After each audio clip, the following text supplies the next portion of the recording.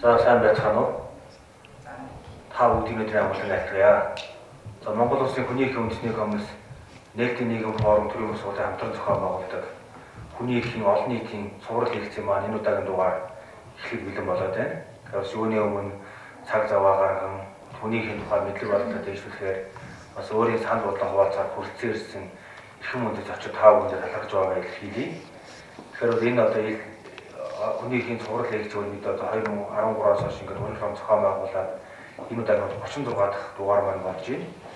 Энэ удаагийн одоо лекцийн маань сэдэв болохоор олон улсын хүний эрхийг хамгаалах механизм дах иргэний нийгмийн оролцоо гэсэн энэ одоо сэдвээр за хүний эрхийн хамгаалагч за албан тушаалд бол бүхний боловсролын төлөө эвслийн одоо дэд зохицуулагч болор сайхныг бид урьж ажиллаж байна. Өрсөн байгаа. За тэгэхээр болор сайхныг бол та бүхэн бүгдээрээ мэдж байгаа. Монгол Улсын одоо их сургуулийн хууль зүйн сургуулийг эрх зүйн чиглэлээр 2008 онд төгссөн. За 2011 онд бол эрх зүйн чиглэлээр магистрийн зэрэгээ хамгаалсан. За энэ үүнээс хойш одоо хууль эрх зүйн салбартаа олон жил үр бүтээлтэй ажиллаж байгаа. За тэр дундаа бол энэ Монгол Улсын хүний эрхийн үндэсний комиссийг байгуулвал 8 жил бас ажилласан. За энэ нь бол одоо болор сайхан бол яг хүний эрхийг хангаж хамгаалах одоо үндэсний механизм. За тэр дундаас олон улсын механизм аль алиас ажиллаж ирсэн туршлагатай хүмүүсийг бас лекцийнхаа өмнөөс танилцуулгадад орж хэлхийг хүсэж байна. За энэ бол түрүүнд дурсанчлан ингээд хүний эрх хамгаалах үндэсний байгууллагад ингээд 8 жил гаруй ажилласан туршлага байна. За тэгээд хүний эрх үндэсний комиссд ажиллаж байгаа хугацаанд бас Швейцарын Женев хотод төвтэй НУП-ийн хүний эрхийн дэд комиссарын газар бас 1 жил яг хүний эрхийг хангаж хамгаалах байгууллага салбарт нь бас 1 жил ажилласан. За одоо бас хүний эрхийн үндэсний комиссоос гарснаа дараа иргэний нийгмийн байгууллагууд тэр тундаа одоо хүний эрхийн чиглэлээр ажилладаг олон улсын одоо байгууллагууд ингээд хурд үнэтэй ажиллаад явж байгаа юм. Тухайн одоо ч гэсэн хүний эрхийг хамгаалах олон улсын байгууллагууд эмчлийн дэвшил байгууллагын Монгол дахь салбарын одоо өдөөлөх зөвлөлийн даргаараас ажиллаж байгаа. Ингээд үзэх юм бол энэ хүний хувьд бол хүний олон улсын одоо хүний эрхийг хангаж хамгаалах олон улсын механизмын үндэсний байгууллагч тэр одоо яг төв дунд нь буюу нэгдсэн үндэсний байгууллага өөрийнх нь ажлын албанд тэр за мөн иргэний нийгмийн байгууллагын талаасаа ингээд олон талаас нь ажиллаж тэр хэрэгээр бас юм хүний эрхийг хангаж хамгаалах нь олон улсын механизм тогтолцооны талаар бас өөрөө үүж явж эд хэсэг бүртнээс оролцож ажилласан туршлагатай хүмүүс байж байгаа. За энэ төрөнд бол одоо хүний эрхийн үндэсний байгууллагын ажил наад Монгол улсаас явуулж байгаа нэгдсэн үндэсний байгууллагаас явуулж байгаа тайлбар хэлтгэлүүд сан зөвлөмж өгөх буцаага тэр зөвлөмжийн одоо хэрэгжилтийг одоо хангах бас баг хөтөлбөр үйлчлэгээс оролцох. За энэ чиглэлээр бас сурвалжлагын ажлууд хийгдгээр бас үр бүтээлтэй ажиллаж ирсний үсгийн цохон тэмдэглэхийг хүсэж байна. За одоо бас сүүлийн жилүүд бас иргэний нийгмийн салбарт төвтэй ажиллаад одоо Монгол улсын нэгдсэн үндэсний байгууллагын гэрээний хороод руу явуулж байгаа үндэсний тайлан илтгэлүүд за хүний эрхийн UPR буюу хүний эрхийн ээлж дүгнэлт хэлцүүлгийн одоо санал зөвлөмжүүд тэдгээрийг хэрэгжүүлэх зэрэг дээр бас ингээд олон талаар оролцоод явж байгаа. Энэ бүх туршлага дээр үндэслээд одоо хүний эрхийг хангаж хамгаалах олон улсын байгууллага тогтолцоо маань ямар төвшөнд ямар зорилгоор ямар байдлаар ажиллаж байна. За тэр бүгдэд одоо үндэсний байгууллагууд тэр дундаа иргэний нийгэм байгууллага иргэн хүмүүсийн оролцоо ямар байх вэ? Энэ талаар бид нэр хэрхэн илүү амжилттай бүтээл үр дүнтэй бүтээлч байдлаар хандах вэ гэдэг тэр арга зүй одоо ухааныг бас бидэнтэй хуваалцахаа гэж найдаж байна. За ингээд миний би энэ хуулийг илтгэгчийнхаа товч танилцуулгад дуусгаад болоо сайхны одоо лекцээ танилцуулгыг урьж байна.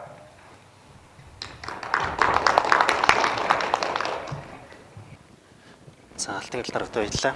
Тэгээд миний та бүхэн танилцуулахаар бэлдэж ирсэн сэдэв маань болохоор хүний эрхийг хамгаалах олон улсын механизм дах иргэний нийгмийн оролцоо ямар байх юм бэ гэдгийг тодорхойлох зорилгоор энэхүү танилцуулгыг бэлдэж ирсэн байгаа. Тэгээд энэ тэргуунд хүний эрхийг хамгаалах гэдэг ойлголтын цаана юу ярьж байгаагаа үзэх юм бол төрийн өөрийнх нь чиг үүрэгтэй салшгүй холбоотой ойлголт байгаа юм. Тэгэхээр төр бол ямар зорилгоор байгуулагдсан бэ гэдэг нөхцөл байдлыг аваад үзэх юм бол тухайн ард түмний аюулгүй байдлыг хангах, сайн сайхан амьдралыг бий болгох гол чиг үүрэгтэй институт. Тэгэхээр энэ үүргээ биелүүлэхийн тулд тухайн нутаг дэвсгэртээр ард түмний аюулгүй байдлыг хангахын тулд ямар ч тохиолдолд хүний эрхийн зөрчлийг гаргахгүй байх, гарсан байх юм бол тэмцэх, түүнээс урьдчилан сэргийлэх чиг үүрэгтэй гэж харж болж байгаа. Тэгэхээр үндэсний хэмжээнд төр энэ чиг үүргээ хэрэгжүүлэх тал дээр нь хэрхэн хамтарч ажиллах вэ? Ялангуяа олон улсын түвшинд төрийг хамтран ажиллах болон төр нөлөөлөхийн тулд ямар орон зай талбар байгаа вэ гэдгийг тодорхойлох зорилгоор тусгаалan хүний эрхийг хамгаалах чиг үүргийг онцолж авч үзсэн байгаа. За олон улсын механизмын хүрээнд гаргаж ирж байгаа салбар маань болохоор үндсэндээ нэгдсэн үндэсний байгууллагын яг хүний эрхийг хамгаалах чиглэлээр чиг үүргээ гүйцэтгэж байгаа ямар бүтэц байна? Энэ бүтцийн дагуу бид нэр хэрхэн ажиллах боломжтой вэ? Энэ маань эргээд үндэсний хэмжээнд биднэрт өөр ямар талуудтай хамтрах, ямар талуудаар дамжуулж нөлөөлөл үзүүлэх боломжтой вэ гэдгийг тодорхойлох зорилготой. За дараа нь гарч ирж байгаа нэг зүйл маань юу юм бэ гэхээр иргэний нийгмийн асуудал байгаа. Тэгэхээр иргэний нийгэм гэдгийг бол яг одоогийн манай үндэсний хууль тогтоомжоор бол бүрэн тодорхойлцсон тодорхойлт байхгүй ч гэсэндээ энэ төр болон хувийн хвшлээс ангид салбар гэдэг шалгуураар наваад үзэх юм бол иргэнээс ахуулаад ямар нэгэн байдлаар иргэний нийгэмд байгаа субъектүүдийг юм уу эсвэл нэгжүүдийг бүгдийг залаад аваад үзэх юм бол хувь хүнээс ахуулаад олон улсын байгууллага хүртэл орж ирэх бүрэн боломжтой. Үүнд улс төрийн хүчин, нам, хөдөлгөөн, үйлдвэрчний эвлэл цаашлах юм бол худалдаа аж ахуйн танхим, мэрэгжлийн холбоод хүртэл иргэний нийгэм гэдэг дотор орж ирнэ. За яагаад оролцоог онцож байгаа юм бэ гэхээр энэ маань өөрөө арчлалын суурь, ялангуяа арчлалаар дамжуулаад эрх зүйч ёсыг бэхжүүлэх тулгуур болдог учраас оролцоо бол амин чухал гэдэг үүднээс та бүхэнд эдгээр ойлголтыг багцлаад таниулахыг зорилоо. Тэгээд нэгдсэн үндэсний байгууллагын дүрмийг авах юм бол дүрмэн дээр нь үндсэндээ 7 удаа хүний эрхийг хамгаалах тухай тусгаалan заасан байгаа юм. Тэгээд дэлхийн 2 дугаар дайнаас авсан сургамжаараа хүн төрөлхтний 20 дугаар зуунаас олж авсан хамгийн гашуун дурсамж дээр тулгуурлаад байгуулсан энэ байгууллагын гол өмнө тавьсан зорилго юуг эрхэмлэх вэ, юу үнэт зүйл нь байх вэ гэдгийг тодорхойлж байгаа зүйл маань энэ нэгдсэн үндэсний байгууллагын дүрмэн дээр тусгаалan зааж өгсөн байдаг. Тэгээд энэ дүрмийн гол зорилго нь бидний өдөр тутмын амьдралтай холбоотойгоор юу байх юм бэ гэхээр нэгдүгээрт инх тайвны асуудал яригдж байгаа. Тэгэхээр төрийн амар амгалан байдлыг хангах чиг үүрэгтэй шууд холбогдно. Хоёрдугаарт аюулгүй байдлын асуудал яригдж байгаа. Тэгэхээр аюулгүй байдлыг хангана гэдэг маань наад зах нь хүний эрхэм чанар, хүний халдшгүй байдлаас ахуулаад чөлөөтэй хөгжих, өөрийнхөө амьдралыг залах, дэвжих боломжийг бүрдүүлэх онцлогтой. За тэгээд энэ инх тайван аюулгүй байдал гэдэг зүйлийг өөр нэг тулж байгаа тулгын 3 дахь чулуу нь бол эрх зүйч ёс байгаа. Үүнийг монгол хэлнээ бол хуульд эдлэх ёс, эрх зүйд захирагдах ёс гэнтергээд харилцаа адилхан орчуулж байгаа боловч ямар ч тохиолдолд шударга ёсны төлөө хуулийг чанд сахиж ёсчлон биелүүлэх асуудлыг үүний цаана анхаарч үздэг гэж авч болно. Тэгээд энэ хууль дээдлэх гэдгийн цаана маань болохоор арчлал буюу тэгш байдал, хүн бүрийн оролцоо, амьдралын сайн сайхан руу анхаарч ийн гэж харж болж байгаа. Тэгэхээр дээрх ойлголтууд маань бүгд нэгдээд одоо орчин үед ялангуяа 2015-аас 2030 онд энэ маань улс төрийн амлалт туулж илэрлээ болсон баримт бичиг маань болохоор нэгдсэн үндэсний байгууллагын доктортой хөгжлийн зорилгоодыг 2030 он хүртэл биелүүлэх амлалтандаа зааж өгсөн байгаа. Хэрвээ та бүхэн анзаарах юм бол хүчирхэг институцтай байх, шударга ёсыг бэхжүүлэх, байгууллага хоорондын уялдаа холбоог сайжруулах, хамтран ажиллах, за тэгээд хүрээлэн буй орчны аюулгүй байдлыг хангах, гендерийн тэгш байдал, ядуурл, боловсрал гэх мэтчлийн энэ асуудлын цаана болохоор бүгд хүний эрхийн асуудал хөндөгдөж гарч ирдэг. Хүний эрхийг бүхэл түвшинд нь шингээж авч явах шаардлагыг онцолж гарч ирж байгаагаараа бид бүхэн хүний эрхийг хамгаалах олон улсын механизмд иргэний нийгэм маань яаж оролцохоо эртнээс мэдэж хувь нэмрээ оруулж хаан чухал юм байна гэж онцолж байгаа. За саяхан 2 сарын 22-нд нээлттэй хэлсэн Amnesty International байгууллагын 2017-аас 18 оны дэлхийн тайлан дээр юу харагдаж байна вэ гэхээр дайны дэлхий эв нэгдэлтэй гэхээсээ илүүтэйгээр хаграл түнжинтэй улам нөхцөл байдал энэ байдлаар удаан үргэлжлэх юм бол дордох магадaltaй байна гэдэг дүр зураг харагдаж байгаа. За хүний эрх маань өөрөө нэг нэгнээс харилцан уялдаа холбоотой салшгүй нэг нэгнийг нөхцөлдүүлж идэг. Хамааралтай хүн бүрхийн эрхэм чанартай уялдаж байдаг юм бол яагаад энэ хүмүүс олноороо дөрвж нүгээд яагаад ялгуурлан гадуурхалтанд өртөөд яагаад цаазаар авахуулаад нэг бол шудраг бус үйлдэл хийсэн нь ял завшаад ял шийтгэлгүй үлдээд тэгээд эрүүдэн шүүх эсвэл ямар нэгэн байдлаар үзэл бодлоо илэрхийлснийхаа төлөө эвлэлд нэгдснийхаа төлөө нэг бол хөдөлмөрснийхаа төлөө хөдөлмөрлөх хэрэгээ шаардсныхаа төлөө авчигдан гадуурхагдаж адлагдаж зарим нь бүр амь насаа алдаж байгаа юм бэ гэдэг асуудал гарч иж байгаа. Тэгэхээр эндээс хэд хэдэн дүр зургийг авч үзэж болно. Юу яригдж байгаа юм бэ гэхээр дарангуулагч төртөө газар хизээч инх тайван сайн сайхан аюулгүй байдал бүрэлдэн тогтож чадахгүй юм байна гэдгийг баримтаар удаа дараа бид нар олж авч үзэж болно. За хамгийн ойрын жишээгээд аваад үзэх юм бол Мянмарын асуудал байна. Мянмарын Рохинга хүмүүстэй холбоотой энэ хямрал маань бол цэргийн дэглэмтэй байх үеэс нь олонний анхааралд өртөж хилж эхэлсэн. Энэ Рохинга хүмүүс чинь иргэний бүртгүүлгүй байна. Иргэний бүртгүүлгүй улмаас төрийн үйлчлэг авч чадахгүй байна. Наад захын хэрэгцээгээ хангаж чадахгүй цэвэр ус, хоол хүнс, боловсрал, эрүүл мэндийг хамгаалуулах, ариун цэврийн байгууламж, зэрэг зүйлсийг нь төр нь хангаж эрхийг нь эдлүүлж чадахгүй шүү дээ гэдгийг удаадаар онцож ирсэн. Мөн эдгээр хүмүүс хүчрхийлд өртөж байна. Төрийн чиг үүргээс гадна төр үүргээ биелүүлэхгүй төр зайлсхийж байна гэдгийг бол удаадаар онцож ирсэн. Тэгээ ийхүү цэргийн дэглэмтэй юм уу дарангуулагч төр иргэдийн сайн сайхныг бий болгодгүй тод жишээ бол өнгөрсөн жил болсон Рохинга хүмүүсийг үе олноор нь хомроглуулсан явдал дөрвөстэй хямралыг харж болж байгаа. Нэг жилийн дотор 650 мянга гаруй хүн өөрийн төрсэн эх орон гэрээ орхиод огт мэдэхгүй амьдрах нөхцөл тааруу тэр улс руу дөрвж ийн гэдгийн цаана болохоор бусад эрхийн эдэх нөхцөл байдал байхгүй учраас ийхүү дөрвөх нөхцөл байдал үүсэж байна гэж харж болж байгаа. За өөр нэг яригдж байгаа зүйл маань юу юм бэ гэхээр энэ дэлхийн тайлангаас харж болох нэг том зураг бол дэлхийн хаач байсан та шудраг усны төлөө хүний эрх хэрэгжүүлээний төлөө дуурах юм бол таны үзэл бодлыг эсвэл таны хэлсэн үгийг нэг бол таны үйлдэлийг талсан зогсоож таныг нийгмээс гадуурхах, бүр мөрдөн мөшгөх, хавчих бүрэн боломжтой түүнийг хуулиар хүлээн зөвшөөрж байна гэдгийг харж болж байгаа. За үүний цаана аваад үзэх юм бол энэний зөвхөн хөгжилтэй улс орн энийг хийхгүй хөгжингүү хөгжил буурай улс орнууд хийдэг гэдэг нь бол худлаа. Үндэсний аюулгүй байдал онц байдлын нэрээр Франц улс бол онц байдал зарсан хэдий ч дараа нь иргэдийнхээ үзэл бодлоо илэрхийлэх эрх чөлөө байр суурьтай байх эрх чөлөөг хязгаарлаж өдөр тутам энгийн амьдралд онц байдал зарлах нөхцөл байдал үүсээгүй багт ч гэсэндээ үндэсний хууль тогтоомжоор хяналт тавих үүднээс хүмүүсийн эрхийг хязгаарлаж байгаа буруу туршлага байна. Тэгэхээр хөгжилтэй хөгжилгүй гэдгээс улс орн үл хамааран тухайн улс орны хүний эрхийн зөрчил байдал хүний эрхийн нөхцөл байдал уламд ордох ялангуяа төрийн зүгээс эрх мэдлээ уруулан ашиглавал нөхцөл байдал уламд ордох боломжтойг харж болж байгаа. За манай Монголын хөрсөн дээр үүнийг аваад үзэх юм бол энэ дүр зургаас Монголтой холбоотой юу гарч ирж байна вэ гэхээр нэгдүгээрт хүний эрх хамгаалагчдын орон зай өдрөөс өдөрт хумигдж байна. Түүнийг хамгаалах эрх зүйн баталгаа байхгүй нэгдийг харж болж байгаа. Жишээлх юм бол тусгай сургууль дээр ялгарлан гадуурхсан хүчирхийл үлддэг гэдгийг шудраг үнний төлөө дуурсан сурагчийг хамгаалах эрх зүйн хамгаалалт алга бэлгийн дарамт шахалтанд өртсөн хүчирхийлд өртсөн гэдгийг илэрхийлээд хууль тогтоомжоор шудраг ёсыг сахиулаач гэж зориод ирж байгаа хүнд шудраг ёсны тогтолцоо бүрэн дөрвүүлж чадахгүй хувийн модель нь тэр даруй задарж байгаа нөхцөл байдал байж байгаа жишээтэй. За цаашлах юм бол хөдөлмөрлөх эрхээ шаардсныхаа төлөө гадуурхагддаг, ажилгүй болдог. Нэг бол эрен сурвалжлах сэтгүүл зүйн мөрөөр холбогдох нотлох баримтыг бүрдүүлж ажилласныхын төлөө гүтгсэн, доромжилсан зэрэгээр тухайн хувь хүнд юм уу эсвэл редакцийг зөрчил гаргасан гэж шахаж дарамтлагдаг орон зай үүсэж байгаа нь бид нар хүний эрх хамгаалагчдыгаа улам ажиллах боломжгүй болгож байгаа гэж харах бүрэн боломжтой байна. За дараа нь манай Монгол улсын хөрсөн дээр гарч ирж байгаа нэг зүйл маань юу юм гэхээр цаазар ах ял байгаа. Цаазар ах ялын асуудлыг аваад үзэх юм бол үндэсний 3 парламент дамнаж ярилцаад Монгол улсын төрийн зүгээс үүнийг олон талаас нь судалж үзээд бид нар цаазар ах ялыг халж болох юм байна. Үүнийг эхлээд шүүхийн практикт хэрэглэхгүй болъё. Дараа нь хууль тогтоомжоор өөрчлөе гэж харж болж байгаа. Ийхүү гаргасан шийдвэрийг дахид сэргээх саналыг төрийн тэргүүний зүгээс санаачилж байгаа нь бол маш ухар мөчөд алхам.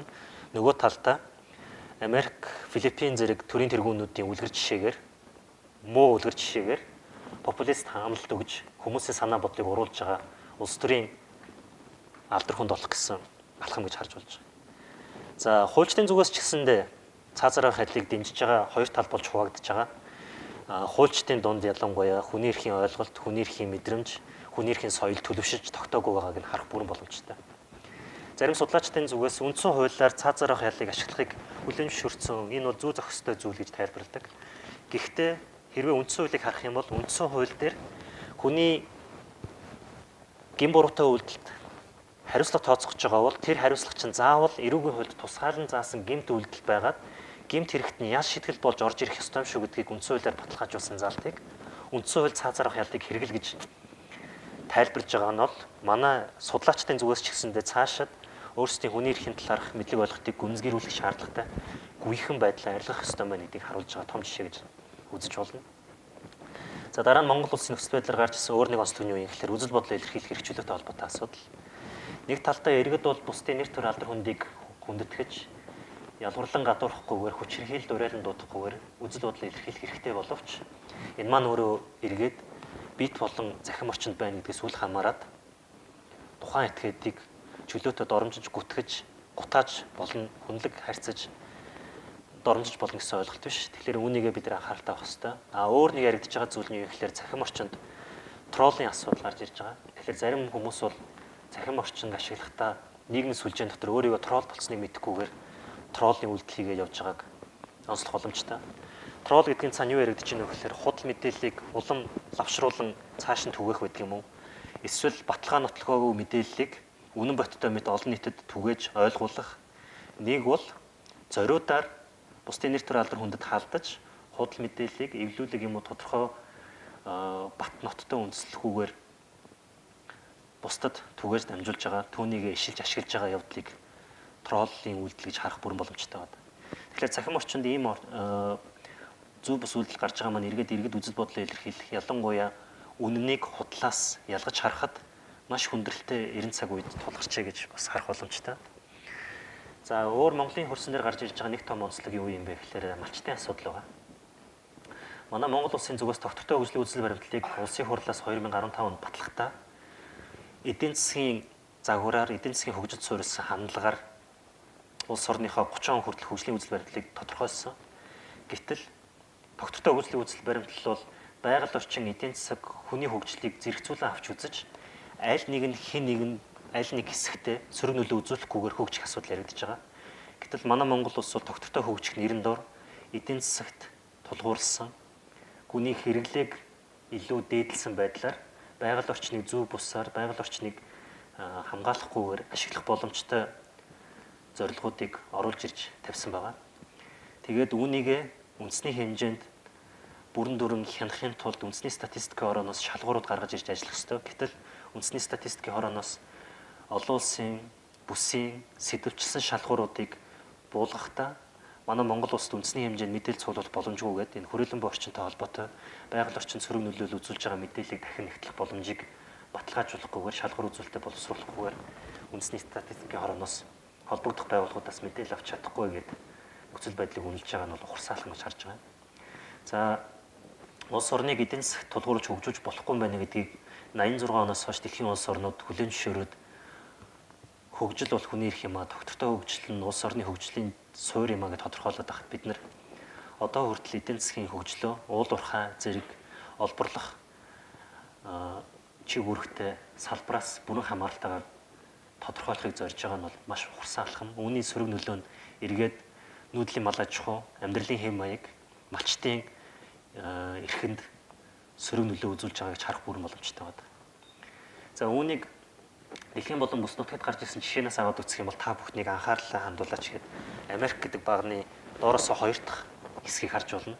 Тэн дээр юу яригдж байна вэ гэхээр уугуул хүмүүсийн эрхийг бол Америк улс бол зөрчдөг юм байна. Америк төвд бол уугуул хүмүүсийн эрхийг бүрэн дүрэн хангалттай хэлүүлж чадахгүй байна гэдэг тайланг Amnesty International-аас гаргасан байна.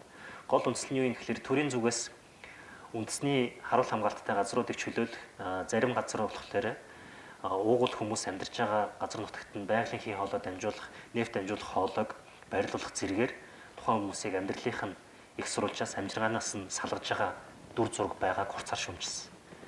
Монголын хөрсөн дээр энэ яаж илэрлээ болж байгаа вэ гэхээр уул уурхаагаар дамжуулж хөгжих нэрээр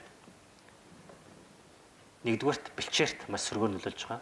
Хүрээлэн буй орчинд сөргөөр нөлөөлж байгааг зэрэгцээгээр малчтын амьдралыг сэрхэхгүйгээр улам дордуулж байгааг харж болж байна. Үүнд нуул уурхайн зэрэгцээгээр нөхөн сэргээлт хийж чадахгүй хариуцлагагүй байдлын хамт өөр гаж ирж байгаа нэг зүйл бол бэлчээрийн талхиталтыг үүсгэж байгаа нэг дотоод хүчин зүйл бол малын бүтцийн сүргийн ойлголт байна. Тэгэхээр сүргийн тоо толгой өөрчлөгдөж чинь сүргийн бүтэц алдагдсан байдаг нэг маань эргээд малчтын амжиргаатай холбоотой. Малчид эдийн засгийн эрхээ баталгаатай эдэлж чадахгүй байгаа учраас амжиргааныхаа их усрыг баталгаатай болгохын тулд сүргийн бүтцийг задлж яана гэж харах боломжтой гэсэн. Тэгэхээр сүргийн бүтэц задарч яана малчтын амьдралын хэм маяг өөрчлөж яана гэдэг бол эргээд төр үндсэн хуульд заасан иргэнийхээ өмнө эдийн засгийн баталгааг эрх хэрэгчлөөгөө идэлхүйц байдлаар бүрдүүлэх үүргээ биелүүлж чадахгүй байгаагийн улмаас малчтын уламжлалт хэм маяг өөрчлөгдөж амжиргаагаа залгуулахын тулд уламжлалт бус хэм маягийг сонгож байна гэдгийг энэ чинээс харах бүрэн боломжтой. Тэгэхээр Монгол улсад болон дэлхийд дахинд ийм хүний эрхийн төлөв байдлын нөхцөл улам тааварлахын аргагүй сөрөг байдалтай дүр зураг ирээдүйд гарч болзошгүй нөхцөл яах вэ гэдэг асуулт гарч ирж байна. Тэгвэл энэ 17-аас 18 оны тайланд онцлогчтой хэд хэдэн зүйл байгаа юм л та. Иргэд нэгдэж чадвал иргэд хоорондоо үзэл санааны хувьд үнэт зүйлээрээ хамтарч чадах юм бол энэ дарангуулагч төрийн эсрэг зогсож чаддаг юм байна. Дарангуулагч төрийн босромог үүдлийг арилгаж чаддаг юм байна. Цаашлах юм бол өөрсдийнхөө сайн сайхан аюулгүй байдал, инх тайвны төлөө нийгэм өөрчилж чаддаг юм байна гэдгийг харах бүрэн боломжтой. Хамгийн ойрын жишээ гэх юм бол Америк нэгдсэн улсад эхэлсэн Beach House гэдэг хөдөлгөөнийг энэ дээр харж болно.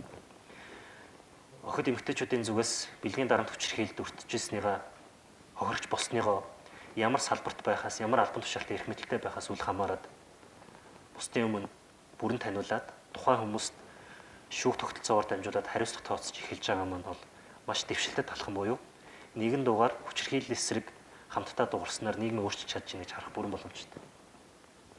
Мөн үүний зэрэгцээгээр дарангуулагч төртөө нэг бол популист амлалт өгж байгаа улс төрчдийн өөдөөс хамгийн хүчтэй хөдөлж байгаа үеийн үед үнний дуу хоолой болдог нэг хэсэг бол оюутан залуучуудын хөдөлгөөн байна.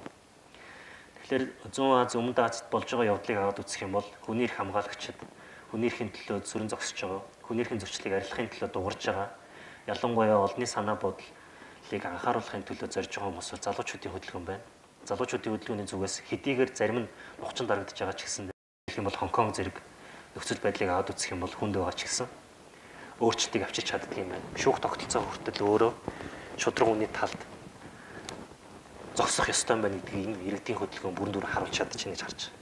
Тэгэхээр иргэний нийгмийн оролцоог хангахын тулд энэ тэргүүнд бидний анхаарах зүйл маань юу юм бэ гэхээр тухайн улсад иргэний нийгмийн оролцоог хөхүүлэн дэмжихэд чиглэсэн зарчим илэрлээ болж гинэ гэдгийг та бүхэн хараач гэж. Тэгэхээр энэ тэргүүнд оролцох асуудал яригдж байгаа. Тэгэхээр төрийн зүгээс байна уу, нийтийн зүгээс байна уу, эсвэл хувийн хвшил иргэний нийгмийн зүгээс гэдгээс үл хамааран иргэд үзэл бодлоо чөлөөтэй илэрхийлж, өөрийн байр сууриа илэрхийлж, нэгдэх, хөдөлгөөн өрнүүлэх, нийгэмд дуу хоолойгоо илэрхийлэх боломж бүрдсэн байна уу гэдгийг анхааралтай авах нь чухал юм байна гэж бодсож байгаа. Дараа нь яригдж байгаа нэг том зарчим бол та хаана байхаас үл шалтгаалаад тэр нь хот суурь нөө хөдөө орон нутаг уу, эсвэл газар нутаг газар зүүн хувьд харилцан хамааралтай нөхцөл байдал байна уу? Нэг бол дэд бүтцээс хамааралтайгаар мэдээлэл авч чадахгүй байна уу гэдгээс үл хамааран та дуурах, шийдвэр гаргахад оролцох боломжийг бүрдүүлсэн байх юм бол ялгарлан гадуурхгүйгээр таныг оролцох боломжийг бүрдүүлж гинэ гэж харж болж байгаа. За ямар ч төрийн албан тушаалтны байнга мартдаг, алддаг, зарим тохиолдолд эрх мэдэлтэй сагах юм бол үл тоодог нэг зүйл бол энэ. Хүн бүр хэн байхаас үл хамааран хүн гэдэг бод галыг олж төрснийхөө хуваар эрхэм чанартай юм шүү. Бусдын хүндэтгэлийг хүлээвэл зохих этгээд юм шүү гэдгийг нь байнга анхаарах асуудал яригдчих байна. Тэгэхээр төрийн албан хаагчдын зүгээс энэ тэргуунд эрх мэдэлтэй албан тушаалтны зүгээс таныг хүн эмээ хүндэтгэж иргэний тань хуваар эсвэл хүн эмээ хүндэтгэж харилцаж чадж гэнэ гэдгийг бол үүгээр харах бүрэн боломжтой. За манай Монгол улсын хувьд бол ярьдаг хэдий боловч бодит үйл хэрэг болгоход их хугацаа зарцуулж байгаа, сурж явж байгаа нэг ойлголт бол энэ ил тод байх асуудал. Ил тод байх гэдэг бол мэдээлэл авах эрхийн тухай хуулийн дагуу, мэдээллийн ил тод байдал ба мэдээлэл авах эрхийн тухай хуулийн дагуу зөвхөн үйл ажиллагаа, хүний нөөц худалдан авах юм уу эсвэл байгууллагатайгаа холбоотой асуудлыг А4-ийн цааснаар хэвлээд самбарнаах асуудал бол биш байгаа. Өөрийн чиг үүргээ хэрэгжүүлэхийн тулд ямар шийдвэрийг ямар үндслээр, ямар нотлох баримтнаар тулгуурлаж, ямар судалгаан дээр үндэслэн гаргав, түүнийхэн дагуу хүний амьдралд ямар өөрчлөлт гарав, энэ нь эргээд удаан үргэлжлэх эсвэл дахин хянаад өөрчлөх ёстой юу гэдгийг байнга харж хянаж хийж явах тасралтгүй явцыг ил тод байх гэж ярьж байгаа. Энэ дан ганц төсвөр хязгаарлагдахгүй, дан ганц үйл ажиллагааны тайлангаар хаах зүйл бол биш байгаа. Тэгэхээр байгууллагын соёл дотор энэ илэрлээ болсон байх, ялангуяа төрийн үйл ажиллагаа өөрөө илэрлээ болсон байх нь бол энэ бол маш чухал. Гэтэл манад байгаа нөхцөл байдал юу яригдж байна вэ гэхээр мэдээллийн ил тод байдал ба мэдээлэл авах эрхийн тухай хуулийг төрийн албан хаагчид бүрэн дүр мэддэг. Энэ хуулийн дагуу иргэдэн мэдээлэл шаардлагатсан мэдээллийг нь зохиох хэлбэрээр нь иргэдтэй бүрэн дүр өгч чаддаггүй, хөвшээгүй, чадахгүй байна гэдээ хариуцлага тооцох гингүүт эргээд нөгөө иргэнийг дарамталдаг хэлбэр байх. Нөгөө талд нь юу яригдж байна вэ гэхээр шилэн дансны тухай хууль байна. Шилэн дансны тухай хуулийг үлгэр жишээ хэрэгжүүлэх ёстой төрийн институтын нэг бол засгийн газар. Гэтэл засгийн газар маань өөрөө холбогдох газар агентлагаараа дамжуулаад бүрэн дүрэн хэрэгжүүлэх ёстой байтал одоо хүртлийн хуулийг ёсчлон биелүүлж чадахгүй байгаа нь ил тод зарчмыг удирдлага болгож чадахгүй байна гэж харж болж байгаа. За их хариуцлагатай байх гэдгийн цаана юу яригдж байна вэ гэхээр энэ манай нийгмийн салбарын хөгжил сайн явж чадахгүй байгаагийн тод томрон жишээ гэж харж болж байгаа. Үндсэндээ гадаад нэр томьёог монголчиж буулгахдаа их хариуцлага гэж буулгаж байгаа. Social responsibility буюу хувь хүнд хамаарах хариуцлагыг social accountability буюу олон талын нэг нэгнийхээ өмнө хүлээх хариуцлагаас ялгаж орчуулдаг нэр томьёог манайх шууд нийгмийн хариуцлага болгоцсон. Гэтэл social responsibility-г accountability-гаас ялгах гэхээр түүнийг нь бүрэн илэрхийлэх нэр томьёо байхгүйсэн учраас Globe International гэх төрийн бас байгууллагын зүгээс монгол хэлний судлаач нартай хамтарч байгаад энийг их хариуцлага буюу accountability гэдэг үгийг их хариуцлага гэж хэрэглээнд оруулж ирж байгаа. За сүүлийн 3 жилийн хугацаанд бол удирдлагын академи багш нарын гаргасан ихтгэл холбогдох бүтээлээс нийгмийн их хариуцлага гэдэг нэр томьёо бол хэрэглэгдэж явж байгаа. Тэгэхээр хүний эрхэнд суурилсан хандлага, хүний эрхийн зарчим, хүний эрхийн соёл гэдэг шиг энэ бол нийгмийн салбарын нэг чухал нэр томьёо юм байна гэж та бүхэн анхааралтай авах хэрэгтэй. Их хариуцлагын цаана юу яригдж байна вэ гэхээр зохион байгуулалтанд орсон өөрийн гэсэн ур чадвартай арга барилтай иргэд төрийн үйлчлэгийг сайжруулах зорилгоор эсвэл төрийн үйлчлэгтэй холбоотой чанарыг дээшлүүлэх зорилгоор хоорондоо бүтээлчээр хамтран ажиллаж нэг нэгийг дэмжиж байгаа үйл явцыг нийгмийн их хариуцлага гэж тодорхойлж байгаа. Тэгэхээр урд нь төр дангаараа дээрээс доош чиглэсэн байдлаар төвлөрсөн төлөвлөгөөт байдлаар юм уу эсвэл захиргаалтын байдлаар асуудлыг шийддэг байсан бол одоо бүтээлчээр хамтран оролцох нь амин чухал юм байна гэдгийг энэ их хариуцлагын цаана тодорхойлж байна гэсэн үг. 2015 онд Дэлхийн банкнаас хийсэн судалгаагаар Монгол улсын төрийн байгууллагын зүгээс иргэний нийгмийн байгууллагуудыгаа дорд үздэг, чадахгүй, хариуцлагагүй, юу ч хийж чаддаггүй гэсэн үл итгэсэн байдалтай байдаг гэдэг дүр зураг гарч ирсэн.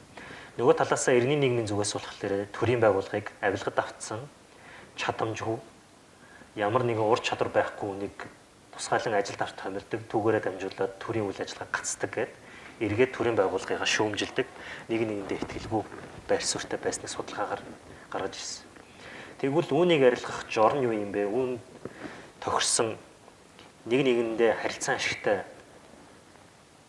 байх тэр үйл ажиллагаа маань юу юм бэ гэхээр энийг хариуцлагаар илэрлээ болох бүрэн боломжтой гэж харж байгаа.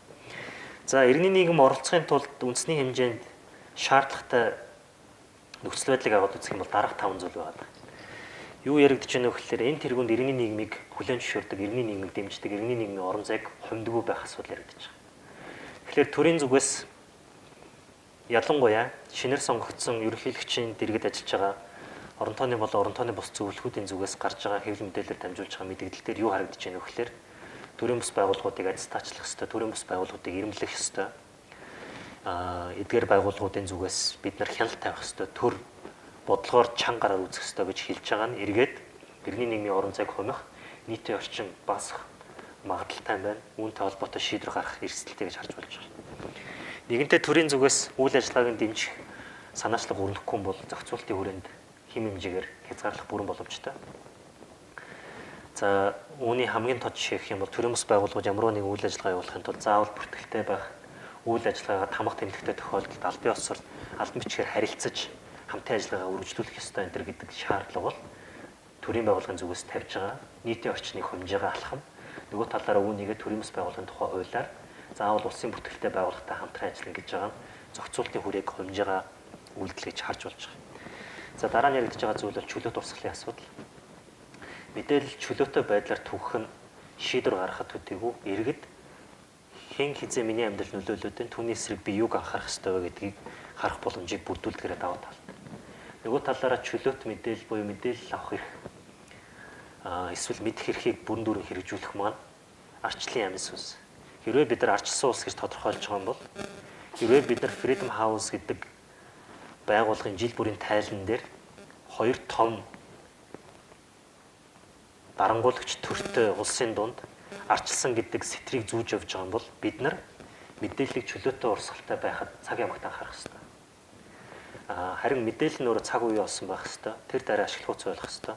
Шаардлагатай тохиолдолд тухайн өөрийн хэрэгцээнд тулгуурлаад өөрт шаардлагатай хэлбэрээр аваад боловсруулаад шийдвэр гаргах боломжийг бүрдүүлдэг байх хэрэгтэй. Нөгөө талаас иргэний нийгмийн оролцоог дэмжих гэвэл урт хугацааны дэмжлэг хэрэгтэй, нөөц хэрэгтэй.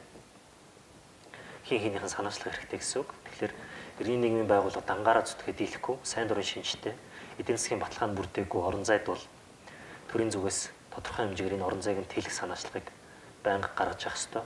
Гэтэл дэлхийн улс орнуудын зүгээс ялангуяа популист үнэн гэдэг зүйлийг хүмүүс эргэлздэг болцсон энэ нэр үед бол төрийн зүгээс улам хувийн хандлагатай байгаа. За өөр нэг яригдж байгаа зүйл юу гэхээр төр бол өмнө нь захиргааталтын шинжтэй дээрээс доош тушаалаар явдаг төлөвлөсөн төлөвлөгөөт байсныхаа гороор ерөөсөө иргэдтэйгээ харилцан ярилцдаг, эргэлзтэйгээ холбоо тогтоодог, ямар нэгэн шийдвэр гаргахдаа тухайн шийдвэр нөлөөлөх хүмүүстэй уулзаж шийдвэрээ танилцуулдаг, хамтарч шийдвэр гаргадаг туршлага байхгүй. Тэгэхээр тэр туршлага, тэр орон зай байж иж иргэний нийгэм оролцоно гэсэн санаа. Тэгэхээр та бүхэн дэлгэцэн дээр байгаа энэ 9 зүйлийг хараад үзээрэй. Яг Монгол улсад энэ 9 шалгуураар иргэний нийгмийн оролцоог бид нар дэмжиж чадж байна гэдээ харна гэвэл үнэхээр энэ 9 шалгуурыг бүрэн дүр хангасан байна. Хэрвээ тийм бол маш сайн.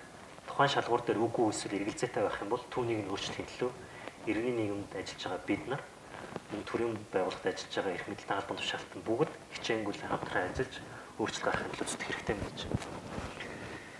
За дараа нь юу яригдах гэж байгаа юм бэ гэхээр нэгэнтээ л бид нар олон улсын механизм ярьж байгаа бол олон улсын механизмын дотор нь яаж ангилдгийг ямар институт байдгийг гэдгийг таньж мэдэх шаардлага гарна.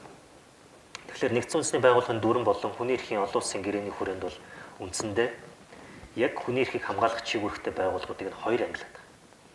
Нэгдүгээр ангилал нь болохоор дүрмд үндэслэж байгуулсан байгууллагууд. Хоёрдугаар ангилал нь болохоор гэрээнд үндэслэж байгуулсан байгууллагууд гэж. Тэгэхээр нэгдсэн үндэсний байгууллагын дүрмд үндэслэж байгуулсан байгууллага гэх юм бол ерөнхий ассамбле, аюулгүй байдлын зөвлөл, хүний эрхийн комиссийн байгууллагууд ордог. Хүний эрхийн комисс маань болохоор өөрөө хүний эрхийн зөвлөлийн суурийг тавьж ирсэн байгууллага гэж харж болж байгаа. Гэрээний байгууллага гэдгийн цаана юу гэдэг чинь болохоор хүний эрхийн тулгуур олон улсын гэрээнд тулгуурлан түүний хэрэгжилтэнд хяналт тавих чиг үүрэгтэй хороодууд байдаг. Тэгэхээр бидний зүгээс энэ тэргуунд энэ дэлгэцэн дээр харуулж байгаа нэгжгээд байгууллагуудыг заавал мэдэж үйл ажиллагааг нь өөрийн өдөр тутмын үйл ажиллагаатай холбож авч үзэж байгаа харах хэрэгтэй гэсэн үг. Нэгдүгээрт хүний эрхийн зөвлөлийн асуудал яригдж байгаа. Хүний эрхийн зөвлөл маань болохоор өөрөө нэгдсэн үндэсний байгууллагын тогтолцоон доторх хүний эрхийн асуудал хариуцсан дагнасан чиг үүрэг хэрэгжүүлдэг гол байгууллага. Тэгэхээр хүний эрхтэй холбоотой хүний эрхийн асуудал хэрвээ та ямар нэгэн байдлаар хүний эрх эрхчлөөтэй холбоотой зүйлийн талаар ажиллая гэж байгаа бол зориг гэж байгаа бол энэ байгууллагаас гаргасан тайлан мэдээ зөвлөмж баримтчгүүдийг болон энэ байгууллагаас зохион байгуулж байгаа үйл ажиллагаанд оролцож байгаа нь маш чухал юм байна гэж. За дараа нь бидний зүгээс мэдэж авах хэрэгтэй нэг зүйл маань юу вэ гэхээр энэ гэрээнд тулгуурсан байгууллагууд гэдгийн цаана юу байгаа юм бэ гингүүт нэг тулгуур хідэн байгууллагууд. Нэгдүгээрт нь иргэний болон улс төрийн эрхийн асуудал хариуцсан яг тухайн үндэсний хэмжээнд иргэний болон улс төрийн эрхийг хэрхэн хэрэгжүүлж байна вэ гэдгийг нь анхаарал хандуулж чиг үүрэг гүйцэтгэдэг хүний эрхийн хороо гэдэг. Иргэний нийгмийн төлөөлөгч тэр заримдаа төрийн байгууллагуудын төлөөлөгч тэр энэ хоёр байгууллагыг андуураад байдаг. Хүний эрхийн зөвлөлийг нь хүний эрхийн хороотой хандуулаад нэг бол хүний эрхийн хороог нь хүний эрхийн зөвлөлтөд хандуулаад заримдаа хүний эрхийн зөвлөлийг хүний эрхийн үндэсний комисстэй хандуулаад явчихдаг. Тэгэхээр олон улсын болон үндэсний байгууллагын хоорондын ялгаа заг тэр дотроо гүйцэтгэж байгаа чиг үүргээрээ маш өөр юм шүү гэдгийг та бүхэн бас анхаарал тавьж байна. За дараа нь яригдж байгаа байгууллага бол эдийн засгийн нийгэм соёлын эрхийн асуудал хариуцсан тухайн гэрээний хэрэгжилтэнд хяналт тавьдаг эдийн засаг нийгэм соёлын эрх хариуцсан хороо байна. За ингээд аваад үзэх юм бол яг тухайн гэрээний агуулгаар тухайн гэрээн дээр заасан харилцааны чиг үүргээрээ энэ гэрээний хороодууд байгуулагддаг гэсэн. Тэгэхээр арьс үнцээр ялгарлан гадуурх асуудлыг арилгах чиглэлээр ажилладаг хороо байна. За эмэгтэйчүүдийг ялгарлан гадуурхаж байгаа бүх хэлбэрийг устгах асуудал хариуцсан хороо байна. За эрүүл шүүлтийн эсрэг хороо, мөн эрүүл шүүлтээс урьдчилан сэргийлэх дэд хороо. За хүүхдийн эрхийн хороо, цагаац ажилтны асуудал хариуцсан хороо, хөгжлийн бэрхшээлтэй хүмүүсийн эрхийн хороо, За хүчээр сургаггүй алах бодлого явдал асуудал хариуцсан хороо гэдэг байгаа. Тэгэхээр манай Монгол улсын хувьд болохоор дээрх гэрээнүүдийг аваад үзэх юм бол ганцхан гэрээнд яг үндэсний хууль тогтоомжийн адил бид нар биелүүлнэ гэж амлалт өгөөгүй, дэмжээгүй нэг л гэрээ байна. Тэр нь юу юм гэхээр тэр хамгийн доор байгаа гэрээ. Нэгдсэн үндэсний байгууллагын хүчээр сургаггүй алга болохоос урьдчилан сэргийлэх тухай конвенц гэдгийг л манай Монгол улс хүлээн зөвшөөрөв. Түүнээс бусад гэрээ түүний үзэл баримтлалыг бол хүлээн зөвшөөрөөд сойрхон батлаад үндэсний хууль тогтоомжийн адил биелүүлнэ. Эсвэл айжамдаа бид нар гэрээг дагаж мөрдөж тухайн асуудлыг хариуцаж шийдвэрлэнэ гэдэг амлалт өгөө явж байгаа. Тэгээд үүний дараа нэг яригдж байгаа зүйл нь юу гэхээр нэгдсэн үндэсний байгууллагын зүгээс гишүүн улсууд нь энэ гэрээг хүлээн зөвшөөрч орвол тайлангаа тавьдаг. Гишүүн улс биш эсвэл гишүүн мөртлөө энэ гэрээг хүлээн зөвшөөрөөгүй байвал яах вэ гэдэг асуудал гарч ирж байгаа. Тэгээд сүүлийн 10 хэдэн жилийн хугацаанд бодож олсон нэг зүйл нь юу юм бэ гэхээр энэ та бүхэн дэлгэцэн дээр харуулж байгаа дээрээсээ хоёр дахь байгууллага байна. Энэ механизм байна. Энэ юу юм гэхээр хүний эрхийн зөвлөлийн дэргэд хүний эрхийн төлөв байдлын ээлжид нэгдсэн хилцүүлэг гэдэг олон улсын гэрээгээр тайлагдах үүрэг хүлээгээгүй ч гэсэндээ нэгдсэн үндэсний байгууллагын гишүүний хувьар нэгдсэн үндэсний байгууллагын дүрм заасан үнэт зүйлийг бид нар хэрхэн хэрэгжүүлж байна вэ, үндэсний түвшинд яаж ажиллаж байна вэ гэдгийг заавал тайлгнах үүрэг хүлээсэн ийм нэг механизм гарч ирж байгаа. Тэгэхээр 4.5 жил тутам нэгдсэн үндэсний байгууллагын гишүүн л байх юм бол та тэр гэрээнд ороогүй ч байсан тухайн хүний эрхийн төлөв байдал, нөхцөл байдал нь үндэсний хэмжээнд ямар байгаа юм бэ гэдгийг тайлгнах чиг үүрэгтэй болсон гэсэн үг. Жишээлх юм бол Америк нэгдсэн улс зарим мужтай хүүхдийг цаазаар авдаг гэдэг утгаараа хүүхдийн эрхийн тухай конвенцэд нэгдэж орж түүнийг үндэсний хууль тогтоомжийн адил мөрддөг. За тэгээд зарим эдийн засаг нийгмийн эрхүүдийг баталгаатай эдлүүлэх амлалт өгөх шаардлагагүй гэдэг үүднээсээ эдийн засаг нийгэм соёлын эрхийн хорооны тайланг бол бид нар үндэсний хэмжээнд ийм зүйл хийж ийна гэж тайлгндаг байсан. Гэтэл одоо энэ хүний эрхийн төлөв байдлын ээлж нэгдсэн хилцүүлэг гэдэг үйл ажиллагаагаар дамжуулаад Америк нэгдсэн улс энэ эрхийн асуудлуудыг ч гэсэндээ заавал хөндөж авч үзэхээс өөр аргагүй. Хэрвээ тухайн улсын төр нь үүнийг хүндэхгүй байх юм бол тухайн улсад ажиллаж амьдарч байгаа иргэд, төрийн бус байгууллагууд, олон улсын байгууллага, агентлагийн төлөөлөл маань энэ асуудлыг хөндөж гаргаж ирээд хилцүүлэгт оруулж ирэх бүрэн боломжтой байна. Иргэдийн хувьд бол тэр бүр мэдээд байдгүй. Манай зарим төрийн бус байгууллагуудын зүгээс тэр бүр анхаарал тавиад байдгүй. Заримдаа сонгуулийн дараа манай засгийн газрын зүгээс ч гэсэндээ халаас илгээнийхээ улмаас залгамж холбоо нь алдагдаад тасралтгүй үргэлжлэх бодлогоо барьж авч чаддгүй улмаас заримдаа энэ механизмыг бол сайн ойлгодгүй. Энэ юу юм гэхээр хүний эрхийн зөвлөлийн тусгай журам гэдэг нэг юм ойлголт байгаа. Тэгэхээр үүний цаана юу яригдж байна вэ гэхээр тодорхой хүний эрхийн асуудлыг хариуцж ажиллаад эсвэл тодорхой улсад болж байгаа үйл явдал дээр тусгаалan анхаарал хандуулах чиг үүрэгтэйгээр шинжээч тийм баг ажилтдаг ийм механизм байгаа. Тэгэхээр манай Монгол улсын хувьд болохоор тусгай хэлтгэгч нар ажиллаж исэн туршлага бол байгаа. Ажлын хэсэг ажиллаж исэн туршлага бол байгаа. Тэгэхээр энэ маань яаж ажилласан бэ? Үүний мөрөөр юу болсон бэ гэдгийг бол бид нар дараа нь харах бүрэн боломжтой байна. За яг энэ механизмын хүрээнд бол миний ярих зүйлс маань цаашаа явах байгаа. Тэгэхээр та бүхний зүгээс яг энэ дээрх нэр томьёотой холбоотой асууж лавлах зүйл байх юм бол тэмдэглэж аваад дараа нь асуугаад ярилцаад явах бүрэн боломжтой юм шүү. За дээр дурдсанчлан сая тусгай журмын хүрээнд бол үндсэндээ 47 сэдвчилсэн асуудал хариуцсан, 12 улс хариуцсан бүр ирэхэд итгээд байна. Тэгээ үүний цаана болохоор жишээлбэл Мянмарын асуудал хариуцсан, Беларусь ч гэдэм үү, Сирийн асуудал хариуцсан илтгэгч нар тусгай шинжээч нэг бол ажлын хэсэг гэж ажиллаж байгаа. За тэгээд тодорхой хүний эрхийн асуудлаар бас сэдвчилсэн байдлаар ажилладаг чиглэл байна. За олон улсын түвшинд яаж ажиллаж байгааг ингээд зураглаад аваад үзэх юм бол манай Монгол улс Аз твд багтдгийнхаа хувьар бол үндсэндээ бүсийн шүүх тогтолцоо гэдэг ойлголт бол манад байхгүй.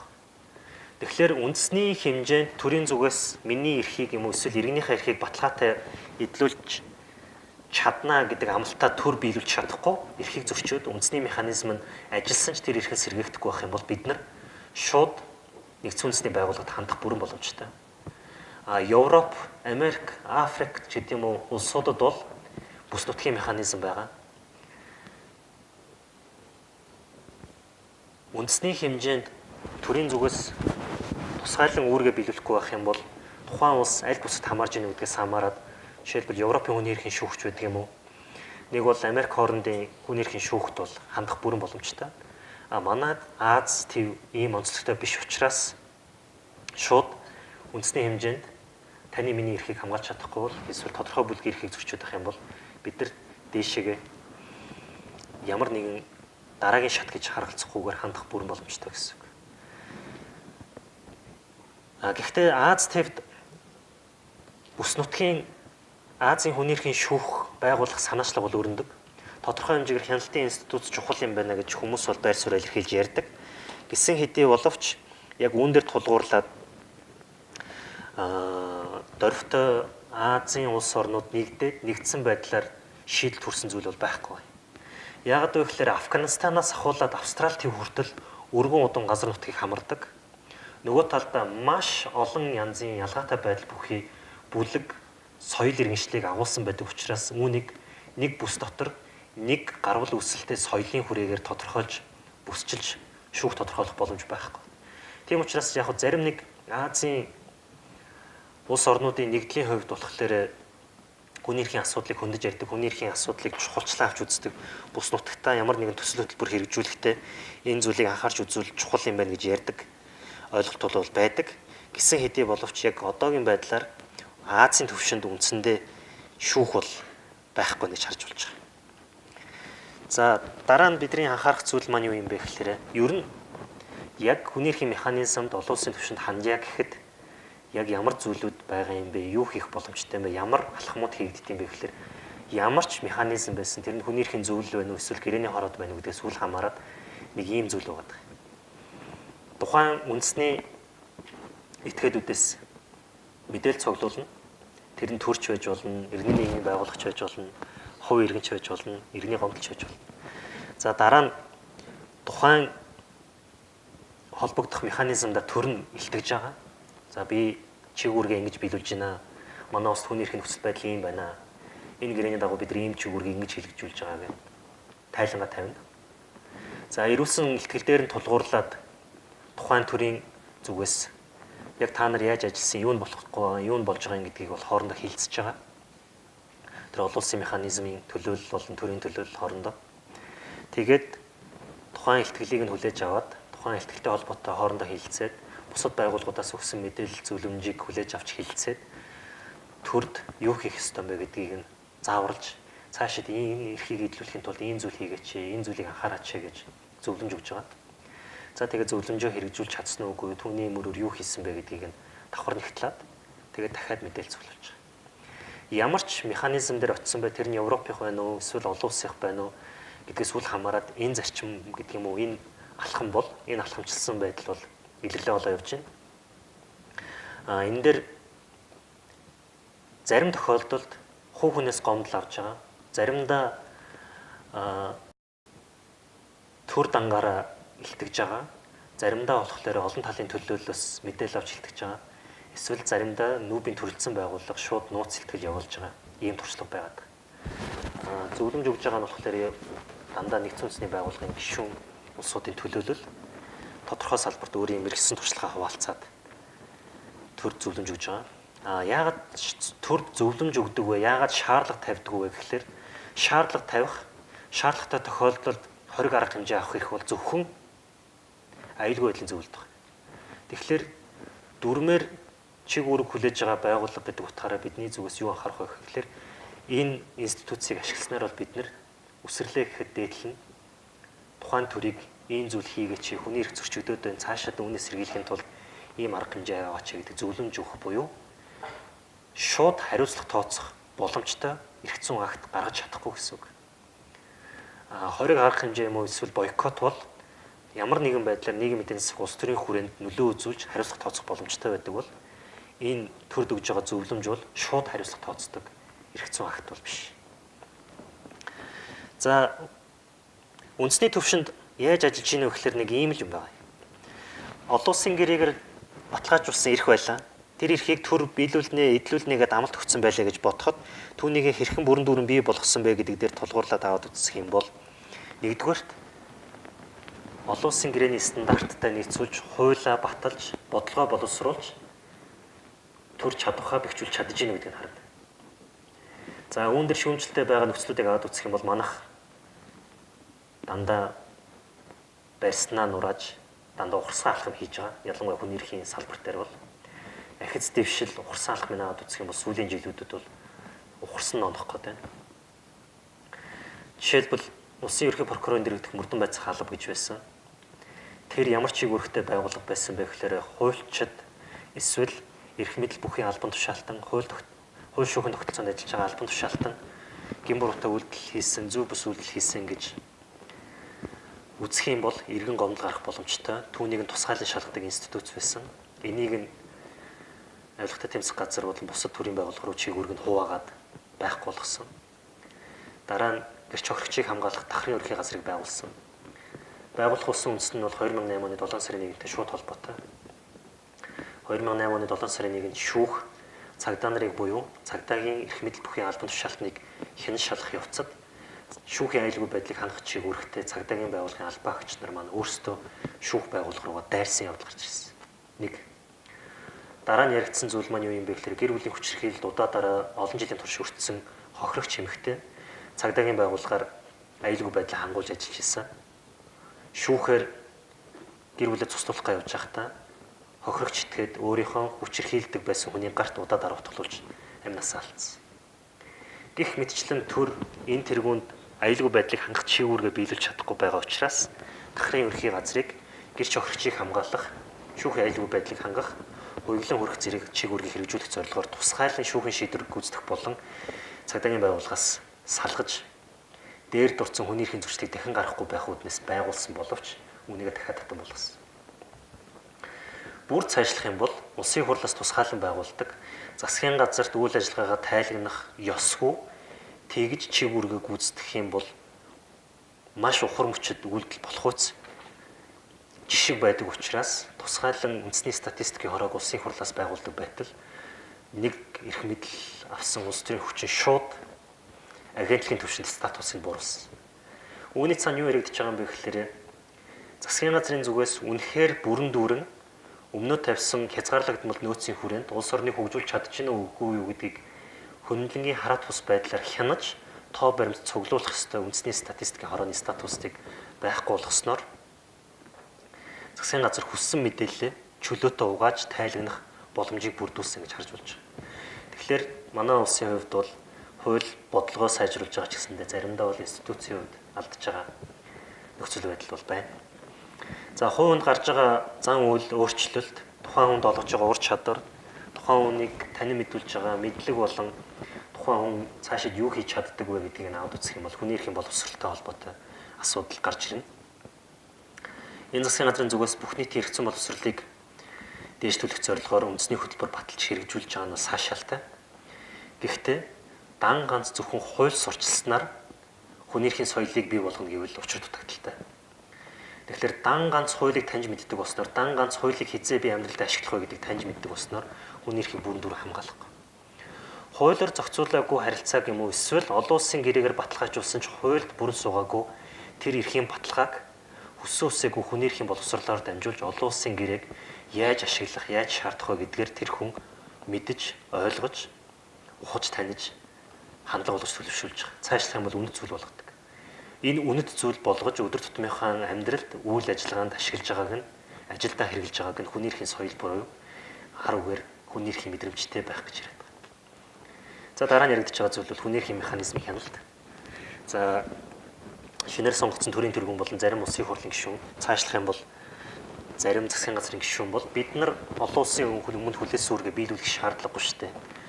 Яагаад заавал дандаа олон улсын асуудал ярьдгийг Монгол улс өөрийнхөө төрийн бодлогыг дангаараа тодорхойлж чадхаар болцсон юм уу гэж цээжид илдэж байгаа. Гэтэл нэг нөгөө аваад үзэх юм бол олон улсын гэрээ гэдэг бол заавал биелүүлэх шинжтэй, заавал биелүүлэх зарчмын үүднээс өмнө судалж байгаад байгуулдаг. Тэгээ үүний цаана бүхлбүтэн ард түмэн улс орны нэр хүнд тухайн улс оронтой хамтран ажиллах уугүй, тухайн улс орныг дэмжиж ажиллах уугүй юу гэдэг дэлхийн хэмжээний хамтын ажиллагаа шаардлагаддаг ажил учраас бас нэг амны зоргоор цээжний ингэж бурхан эргээд Монгол улсад маш аюултай. хамгийн ойрын жишээ гэх юм бол ерөнхийлөгчийн зүгээс цаазаар авах ялыг охид эмэгтэйчүүдийн эсрэг хүчирхийлийг тасан зогсоохын тулд сэргээхэн зүйтэй амгааг засгийн газар цаанд оруулаач гэдэг хууль зүйн дотоод хэргийн яам руу хөргүүлж юм л да. Нэгдүгээрт олон улсын гэрээг хэд хэдэн удаагаар зөрчиж байгаа явдал. Нөгөө талдаа бид нар хүний эрхийн талаарх тулгуур олон улсын гэрээг үндэсний хэмжээнд бүрэн дүрэн сайтар мөрдөж ажилланаа. Харин ингэсний минь хариуд та нар биднэрт тарифын хөнгөлт үзүүлээч гэдэг зарим улсуудтай худалдааны болон хөнгөлтийн гэрээнүүд байгуулсан байдаг. Гэтэл цаазаар авах ялыг сэргээх гэдэг асуудал хөндөгдөөд яамны түвшинд ажлын хэсэг байгуулагдаад ажиллаж байгаа гэдгийн цаана юу яригдэж байна вэ гэхээр Европын холбооны зүгээс тарифын хөнгөлтийг үүний цаана яригдж байгаа хүний эрх хэрэгчлөөтэй холбоотой гэрээнүүдийг ёсчлон биелүүлэх үүргийн хүрээнд та нар заавал биелүүлэх ёстой. Гэтэл энэ үүргээ биелүүлэх учраас бид нар та нарт цаазаар авах ялыг сэргээх гэдэг ах юм бол тарифын хөнгөлт үзүүлэхгүй шүүгээд эдийн засгийн шууд бус анхааруулга ирүүлж байгаа жишээтэй. Тэгэхээр Европын холбооны гишүүн улсуудад салбараа нээсэн тэр говь одоо юу гэдгийг бусад манай үндэсний үйлдвэрийн салбаруудыг хаах тэдний бүтээгдэхүүнүүдийг хилэн чанд руу хөнгөлөлтөөр худалдаалах боломжгүй болох нөхцөл байдал үүсэж байна. Тэгэхээр цаазаар авах ялыг нийгэм эдийн засгаа хөгжихлөөр хүмүүс мөнгөтэй болохлээр хүмүүсийн аж байдал сайжруулахлаар халья одоо сэргээч яа гэж ярьж байгаа нь өөрөө эргээд бүр улам эдийн засгийн хүнд төсөл байдал руу оруулах бүрэн боломжтой. Одоо бид нар хавтгай буюу улс орнууд нэг нэгнээсээ бүрэн харилцан хамаарсан маш нэгт холбоо харилцаатай маш хязгаарлагдмал нөөцийг дундаа хуваалцаж байгаа тийм гариг дээр амьдарч байгаа. Япон шиг гэдэг юм уу эсвэл тусгаарлагдмал байдлаар геополитик юм уу эсвэл гадаад харилцааны бодлого явуулаад хизээж хожихгүй. Үүнд нь дипломат харилцааны хувьд болон гадаад харилцааны хувьд Монголын тусгаар тогтнол бүр эрхт аюулгүй байдлыг бэхжүүлж байгаа нэг том олд амжилт бол олон улсын гэрээг ёсчлон биелүүлэх олон улсын механизмтай хамтран ажиллаж байгаа явдал байна. Гэтэл үүнийг үүсгэж байгаа маань болохоор цаашлбал дипломат хамтын ажиллагаа улс орнуудын зүгээс Монголын байр суурийг дэмжих боломжийг улам хязгаарлаж байгаа эрсдэлд оруулж байгаа нөхцөл гэж харах бүр боломжтой. За үүний зэрэгцээгээр яг энэ олон улсын гэрээнүүдийг хэрэгжүүлж байгаа нөхцөл байдал дээр иргэний нийгмийн зүгээс орж ирэх боломж бол өргөдөх боломж. Гаднаас нь шахах асуудал. За төр өөрөө чиг үүргээр хуулиа батлаад бодлогоо боловсруулад институттэй бэхжүүлээд ажиллаж байгаа юм байна. Тэгээ иргэдийнхээ мэдлэг ойлголт ухамсар хандлагыг төлөвшүүлээд дээшлүүлээд үнд зүйлийг нь бий болгож өгч байгаа юм байна. Давхар гэрээнийхээ хугацааны дагуу тайлангаа тавиа явж байгаа юм байна. Тэгвэл иргэний нийгэм мөрөөр нь ихтлэн ажиллах гэдэг цаана юу яригдж байгаа юм бэ гэхээр хамгийн ойрын жишээ ярих юм бол манай Монгол улсын төрийн зүгээс олон улсын гэрээний гэрээг хугацаанд тайлгнажсэн үлгэр жишээ улс бол биш. Зарим гэрээг 3 сараар, зарим гэрээг 2 жилээр хүртэл хоцроож тайлгнажсэн муу туршлага байгаа юм. Тэгэхээр төр том толгой царайлдаг, төр чихгүй толгой царайлдаг ийм туршлага байгаа учраас иргэний нийгэм чи хугацаанд хүний эрхийг яаж эдлүүлж байгаагаа үүргээ яаж биелүүлснийгээ тайлгнажий гэж иргэний нийгэм төрийн байгууллагыг төрийн чиг үүргээ биелүүлж ажиллаж байгаа байгууллага газрыг хянах боломжийг энэ механизмаар бүрдүүлж өгч байгаа. За дээр дурдсан зүйлсүүд дээрээ тулгуурлаад задлаад аваад үзэх юм бол ер нь хүний эрхийн гэрээний байгууллагатай бид нар яаж хандах боломжтой вэ? Энэ тэргуунд ямар үйл ажиллагааны чиглэл байх вэ гэхэл хоёр чиглэл байна. Нэгдүгээр та ямар ч төрийн бус байгууллагад ажиллаж ирсэн бай эсвэл иргэнийхээ хувьар тантай холбоотой ямар эрх эдлэгдэж чадахгүй зөрчигдөд байна гэдгийг нь олж мэдээд тэр эрхтэй холбоотой гэрээгээ биелүүлээч гэж ямар зөвлөмжийг Монгол улсын төр төгснийг судлаад түүний мөрөөр ажиллаж болно. За хамгийн ойрын жишээ гэх юм бол энэхүү үйл ажиллагааг зохион байгуулж байгаа хүний эрхийн үндэсний комиссийн зүгээс ямар холбогдох зөвлөмжийг олон улсын байгууллагад өгж исэн бэ? Түүний мөрөөр олон улсын байгууллага ямар зөвлөмжийг төрд өгж исэн бэ гэдэг үзэх юм бол хүний эрхийн үндэсний байгууллага нь А статустай ажиллаж байгаа ч гэсэндээ хүний нөөц болон санхүүгийн хувьд хараад бус ажиллаж чадахгүй байна. Энэ боломжийг баталгаатай хангаж өгөөч гэж удаа дараусж исэн. Гэрээний олон хороодод мэдээлэл явуулж исэн. Гэрээний хороодын зүгээс Монгол Улсын засгийн газарт хүний эрхийн үндэсний байгууллага хараад бус чадвартай ажиллахын тулд та нар санхүүгийн болон хүний нөөцийн хувьд дэмжиж ажиллаач гэдэг зүйлийг удаа дараа өгч ирсэн. Гэтэл үндсэндээ улсын хурлаас баталсан төсвийг аваад үзэх юм бол зарим тохиолдолд бүр хүний эрхийн үндэсний байгууллагынхаа төсвийг таньж исэн тохиолдол байна. Бүр үйл ажиллагааны зардал байхгүй болгоод бүр зарим зардлынхаа 3/1-ийг байхгүй болгож исэн тохиолдол байна. Тэгэхээр үүний цаана юу яригдж байна вэ гэхээр миний хэлээд байгаа Монгол улсын төр том толгой царайлдаг, чихгүй толгой царайлдаг чинь илрэл бол энэ. Засгийн газар олон улсын гэрээг ёсчлон биелүүлж чадж гинэ үгүй юу гэдгийг хөндлөнгөөс ямар ч нөлөөнд автахгүйгээр хараат бусаар хянах чиглэлүүргээ хэрэгжүүлээд тайлан дээр нь тайланг нь хэрэгжүүлж байгаа дээр хяналт тавиад ажиллаж байгаа хүний эрхийн үндэсний байгууллагынхаа зардлыг үйл ажиллагааныхаа зарлагыг 3/1-ээр хувирна гэдэг бол ажиллах боломжгүй болгож байна гэсэн үг. Зүүрлэх юм бол шүдгүү арслан болгож байна гэсэн үг. Мах эдийг өвч бойлороо хийхээс өөр арга байхгүй. Залгиа залгиж чадахгүй, гаргаа гаргаж чадахгүй болгодог гэсэн санаа. Тэгэхээр санхүүгийн хувьд хараат бус байх нь эргээд төрийг зөв бус ажиллаж гин, хууль зөрчиж ажиллаж гин, шудраг бус ажиллаж гин гэж хэлэх боломж байхгүй гэсэн үг. Хангалттай нотлохоотой үндэслэгээ суурьтай гаргыг ихлээр судалгаа хурц ажиллах боломж яригддаг. Гэтэл энэ байхгүй гэсэн үг. Тэгэхээр удаа дараагийн иргэний нийгмийн байгууллагуудын зүгээс болон олон улсын байгууллагуудын зүгээс өгсөн зөвлөмжийн дагуу гэрээдийн хороод айлч нам эрх барьж исэн төрд хүний эрхийн үндэсний байгууллагын чадварыг бэхжүүл гэдгийг удаа дараа зөвлөдөг. Тэгээд миний санаж байгаагаар бол улсын хурлын зүгээс бол 2 удаа л төсөв нэг гайгүй нэмлээ. Оронтоод хэллээ. Тэрний цаана юу яригдж байгаа вэ гэхээр энэ жил нэлээд олон үнэ хичээл зүтгэлийн мөрөөр нэг төсвөө 300 сая төгрөгөөр нэмэгдүүлсэн байна. За хэдэн жилийн өмнө болохоор орон нутагт огт хөл байхгүй тухайн аймгийн засаг даргын тамган газрын дэрэгт хууль зүйн хэлцтэй хамтарч ажилладаг байсан бол 21 аймгийн төв дээр нэг мэрэгчлээ бус нь бол ахиц. Энэ ихтэй хөгжил биш. Юу яригдж байна вэ гэхээр тооны хувьд ажиллах холбоо төсөвч нэмэгдэж байгаа болохоос биш үндэсний хэмжээнд нөхцөл байдал ямар байна вэ гэж судлалыг аваад үзэх юм бол энэ байгууллагыг бэхжүүлэхийн тулд хамгийн наад зах нь сум бүрт ажилтан шаардлагатай. Тэгжиж энэ байгууллага бүрэн дүрэн ажиллах, мэдээлэл цуглуулах, судалгаа шинжилгээх боломжтой байна. Гэтэл үүнийг нь одоо хүртэл хангаж чадахгүй байна гэдэг бол манай Монгол улсын төр гэрээний байгууллагуудын зүгээс өгсөн буюу гэрээний хороодоос өгсөн зөвлөмжийг хангалттай биелүүлж чадахгүй оромцголч гэж харж байна. Тэгэхээр энэ нь айлч улс төрийн хүчин эрх барьж ирснээс үл хамааран дандаа гарч ирдэг асуудал. За өөр нэг яригдж байгаа зүйл бол бид бүхний маш сайн мэддэг зүйл бол одоо маш хүчээ авч байгаа зүйл бол агаарын бохирдлын асуудал байгаа. Хүний эрхийн үндэсний байгууллагын зүгээс комисс улсын хурлд өргөн барьж исэн ихтгэлдээ удаа дараа хөрс ус агаарын бохирдлыг 2005 оноос хойш нэг бус удаа хилтгэж байгаа. Гэтэл үүний дагуу хариу арга хэмжээ аваагүй. За нийслэлийн захирагчийн албаны зүгээс болохоор холбогд арга хэмжээг авч байгаа гэсэн боловч бүрэн дүрэн зохистой арга хэмжээ авч чадахгүй байгаа. За өөр яригдж байгаа зүйл нь юу юм гэхээр агаарын чанарын цэгүүдийн мэдээллийг засгийн газар угаадаг. 30 минут тутам захим сүлжээгээр тэр тоо мэдээллийг дамжуулж явах хэрэгтэй байтал зарим үйл 2 сарын хугацаатай манай агаарын чанарын цэг мэдээлэл явуулдаг. За энэ жил бол бүр гайхалтай хаалтан дотор гайхалтай байдлаар тооссон.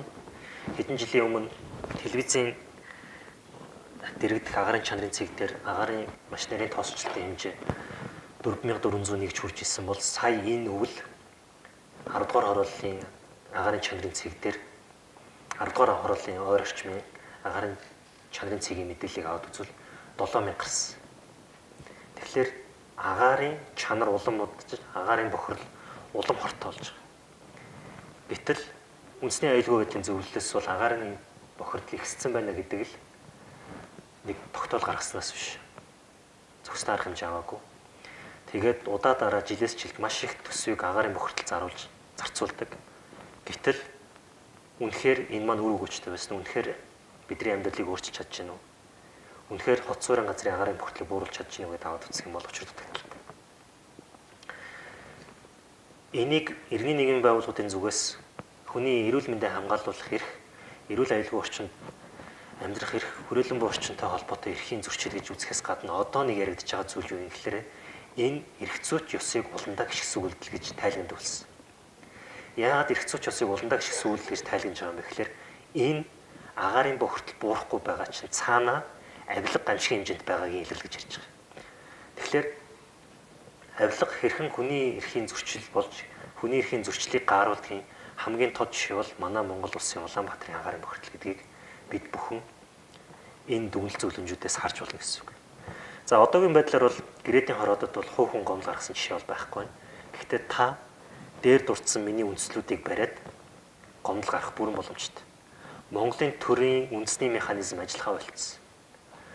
Яагаад вэ гэхээр үндэсний аюулгүй байдлын зөвлөх хүртэл энэ асуудлыг авч үзээд шийдэж чадахгүй. Улам хүүхдийн эрүүл мэнд тохирч, нэрэн эндэгдэл, хүүхдийн эндэгдэл ихсэж байгаа энэ тохиолдолд бол Монголын төр үндэсний хэмжээнд хүний эрхийг хамгаалж чадахгүй байна гэдээ та гомдол гаргаж болно гэсэн үг. Гэтэл нэг асуудал байна. Жишээлбэл Утааны сэргээж аудын холбоо ажиллая.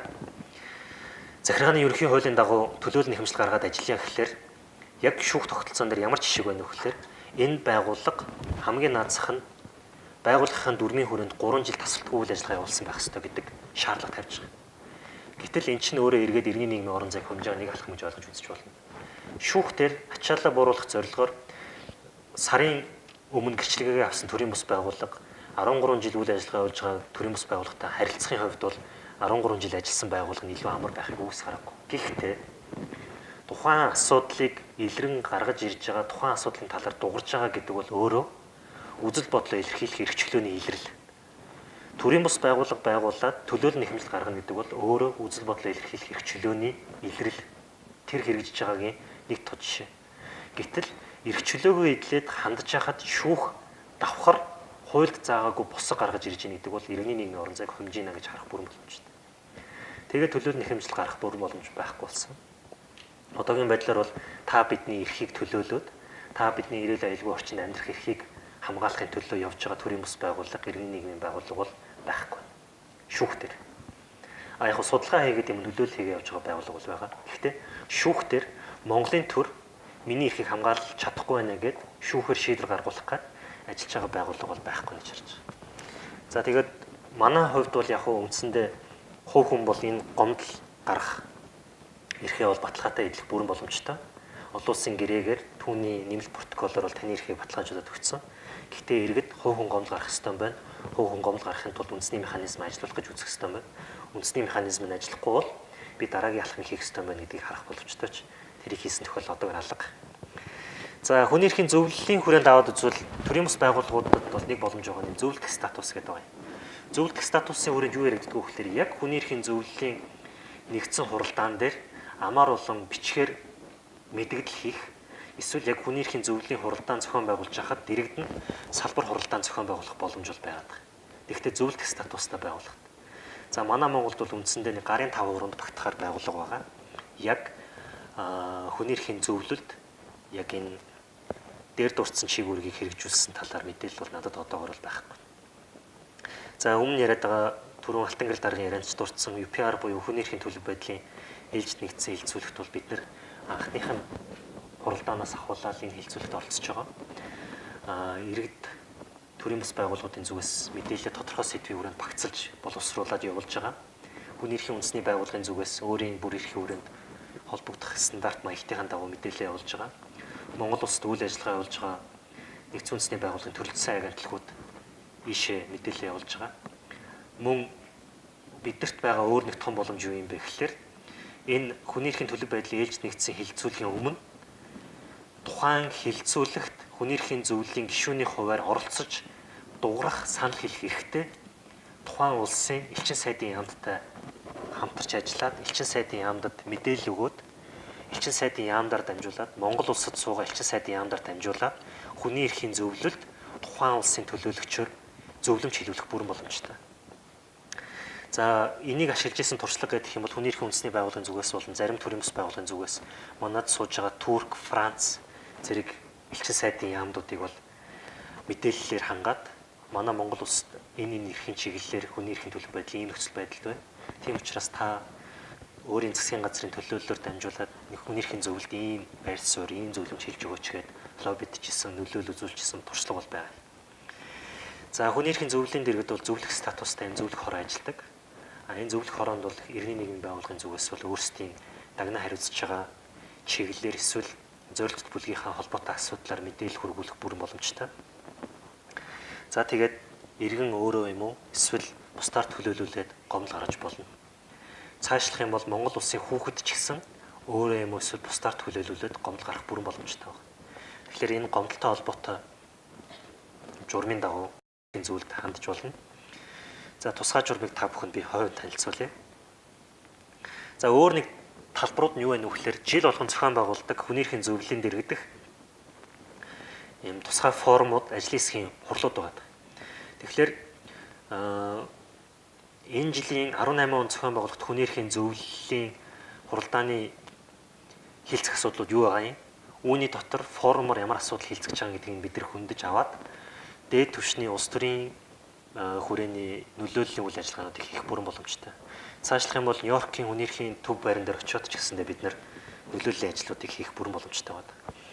За эндээс аваад үзэх юм бол юу яригдэж байна гэхээр хөгжлийн бэрхшээлтэй хүмүүс, хүүхэд, эмэгтэйчүүд, хохирогч нарын зэрэгцээгээр манай Монгол улсад байгаа цөөнхүүд тэр нь бэлгийн цөөнх байна уу?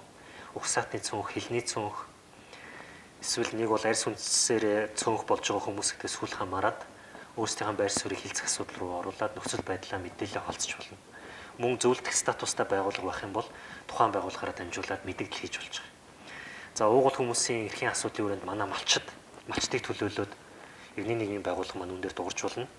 За өөр нэг яригдж байгаа зүйл маань юу юм гэхээр доктортой хөгжил 2030-ийн хүрээнд бизнесийн салбар хариуцлагатай байх, байгаль орчин цөрөг нөлөөтэй салбар руу хөрөнгө оруулалт хийхээ татгалзаж байгаа.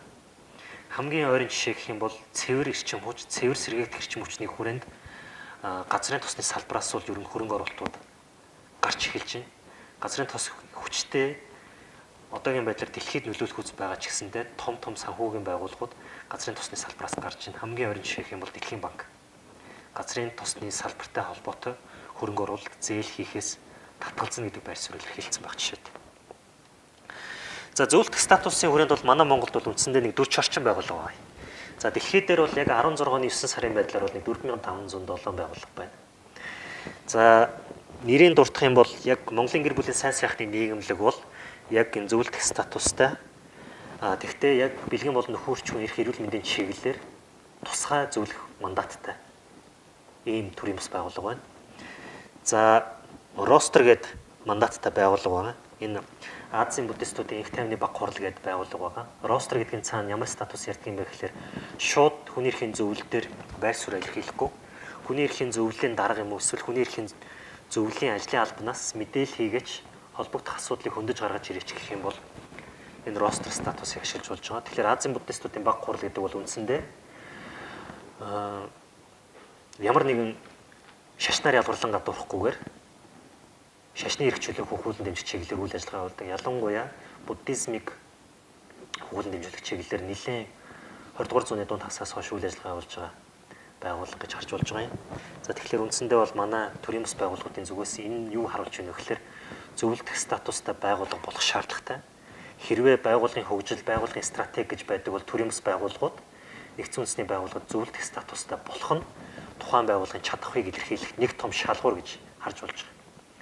Яагаад вэ гэхээр зөвлөлтөх статустай болно гэдэг бол нэгдүгээрт тухайн асуудлыг мэрэгжлийн түвшинд хариуцаж авч явах чадхыг илэрхийлнэ. Хоёрдугаарт өөрийн дүрм цаасан нийгмийн зорилттой бүлэг рүүгээ бүрэн дүрм хурц ажилтгийг илэрхийлнэ гэсэн үг. Тэгэхээр гүйхэн ажилдаг байгууллагын дүрмийг барьж ажиллаж байгаа ч гэсэндээ тэр бүр нийгмийн зорилттой бүлэг рүү хурц чаддаггүй.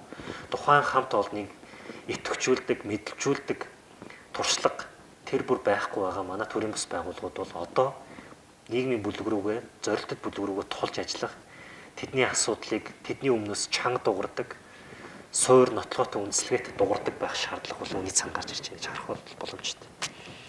За тусгай журам гэдгийн цааны яригдж байгаа нөхлөр үндсэндээ тусгай журмын цаана бол хэд хэдэн этгээд байгаа. Нэгдүгээр тусгай илтгэгч байна. Эсвэл бие даасан шинжээч байна. Нэг бол бие даасан зөвлөх байна. Нэг бол ажлын хэсэг байгаа. Шинжээчдээс бүрдсэн. Тэгээ эдгээр маань болохоор тодорхой асуудлуудыг хариуцаж аваад тухайн улсын нөхцөл байдал ямар байгаа юм бэ гэдгийг айлчиж нягтладаг байгаа. Тэгээд айлчлалынхаа үр дүнгээр тайлан гаргаад тухайн улсын нөхцөл байдал юу болсон бэ гэдгийг гаргаж ирж байгаа. За асуудлаар сэдвчилсэн гэх юм бол сурч болсох хэрэг хариуцсан тусгай илтгэгч. Яг боловсролын салбарт хувьчлал ямар байгаа юм? Боловсролыг бараа таваар болгож байгаа нь өөрөө хүний сурч боловсрох эрхэд болон бусад эрхүүдэд яаж нөлөөлж байгаа юм бэ гэдгийг тайландаа тусгайлан илтгэл болгож оруулсан. Хүний эрхийн зөвлөлд тусгай илтгэгчийн тайлангаар танилцуулсан. Ерөнхий нарийн бичгийн дарга танилцуулсан байх жишээд. Эргээ аваад үзэх юм бол манай Монгол улсад яг боловсролын багц хууль болон боловсролын салбарт зохицуултаа аваад үзвэл хувийн сургуулиудын зохицуулт хангалтгүй байгаа. Гэтэл хувийн сургуулиудтай холбоотой маш олон хүний эрхийн асуудлууд босч гарч ирж байгаа. Нэгдүгээрт хүүхдийн эрхэм чанар, хүүхдийн халчгүй байдалтай холбоотой асуудал гэх юм бол хүүхдийг төлбөр төлсөн төлөөгүйгээр нь ялгарлан гадуурхдаг. Хүүхдийн дараа удирдалд сурах нөхцөлийг нь баталгаажуулах үүднээс суудлыг хадгалах нэрээр эцэг эхээс нь төлбөр төлөхийг шаарддаг. Төлөөгүй байх юм бол хичээлд нь суулгахгүй хөөж гаргадаг. Эсвэл хүүхдийг төлбөрөө цувуулт зүлдэг юм уу, эсвэл төлбөрөө төлсөн ч өмс зүүсэн байдлаараа юм уу, эсвэл тэр сургалтын хэрэглэгдэх хүн сургуулийн үйл ажиллагаанд идэвхтэй оролцож байна уугүй юу, ямар байдлаар хувь нэмрээ оруулж ийн гэдгээр нь гадаад үзмжээр нь эсвэл эцэг эхийнх нь нийгмийн статусаар нь ялгарлан гадуурхаж байгаа хэлбэр байна. За цаашлах юм бол хөдөлмөрлөх, эвлэлд нэгдэх, үйлдвэрчний эвлэл байгуулах, үйлдвэрчний эвлэлийн гишүүн болох зэрэг эрхүүдийг нь хязгаарлаж байгаа. Маш олон асуудлууд үүний цаана гарч ирж байгаа. Тэгвэл тусгай илтгэгчийн тайлангаас дэлхийн түвшинд нөхцөл байдал ямар байгаа юм гэдгийг бид энэчнээс харж болно. Мөн манад айлчилсан тусгай илтгэгч нарын айлчлалаас тэдний тайлангаас бас бид нар хэрэгтэй мэдээлэл авч болж байгаа. За үүний тулд юу хийж болох вэ гэхээр нэгдүгээр хэн хизээ ажиллах гэж байгааг мэдээ тухайн айлчлалд нь бэлтгэж хувь нэмрээ оруулж оролцох асуудал яригдж байгаа. Засгийн газрын зүгээс хэрвээ ямар нэгэн хүний эрхтэй холбоотой асуудлыг шийдэж чадахгүй байх юм бол түүнийхэн дагуу холбогдох тусгай журмыг мөрдөж ажиллаач гэдэг айлчлалын урилга явуулахыг шаардаж болно. Тэгээд тусгай илтгэгчийн тайлангийн мөрөөр хамтарч ажиллах бүрэн боломжтой. За манад ажилласан тусгай журмыг аваад үзэх юм бол нэг хэд хэдэн тусгай илтгэгч ирсэн байгаа юм. Тэгээ нэг удаа ажлын хэсэг ажилласан байгаа. За хамгийн анх бол 2004 онд хүнс хариуцсан тусгай илтгэгч ирсэн. 2005 онд эрүүл шүүлт хариуцсан тусгай илтгэгч ирсэн. 2009 онд сурч боловсрох асуудал хариуцсан тусгай илтгэгч ирсэн. 2017 онд хүрээлэн буурчны асуудал хариуцсан тусгай илтгэгч ирсэн.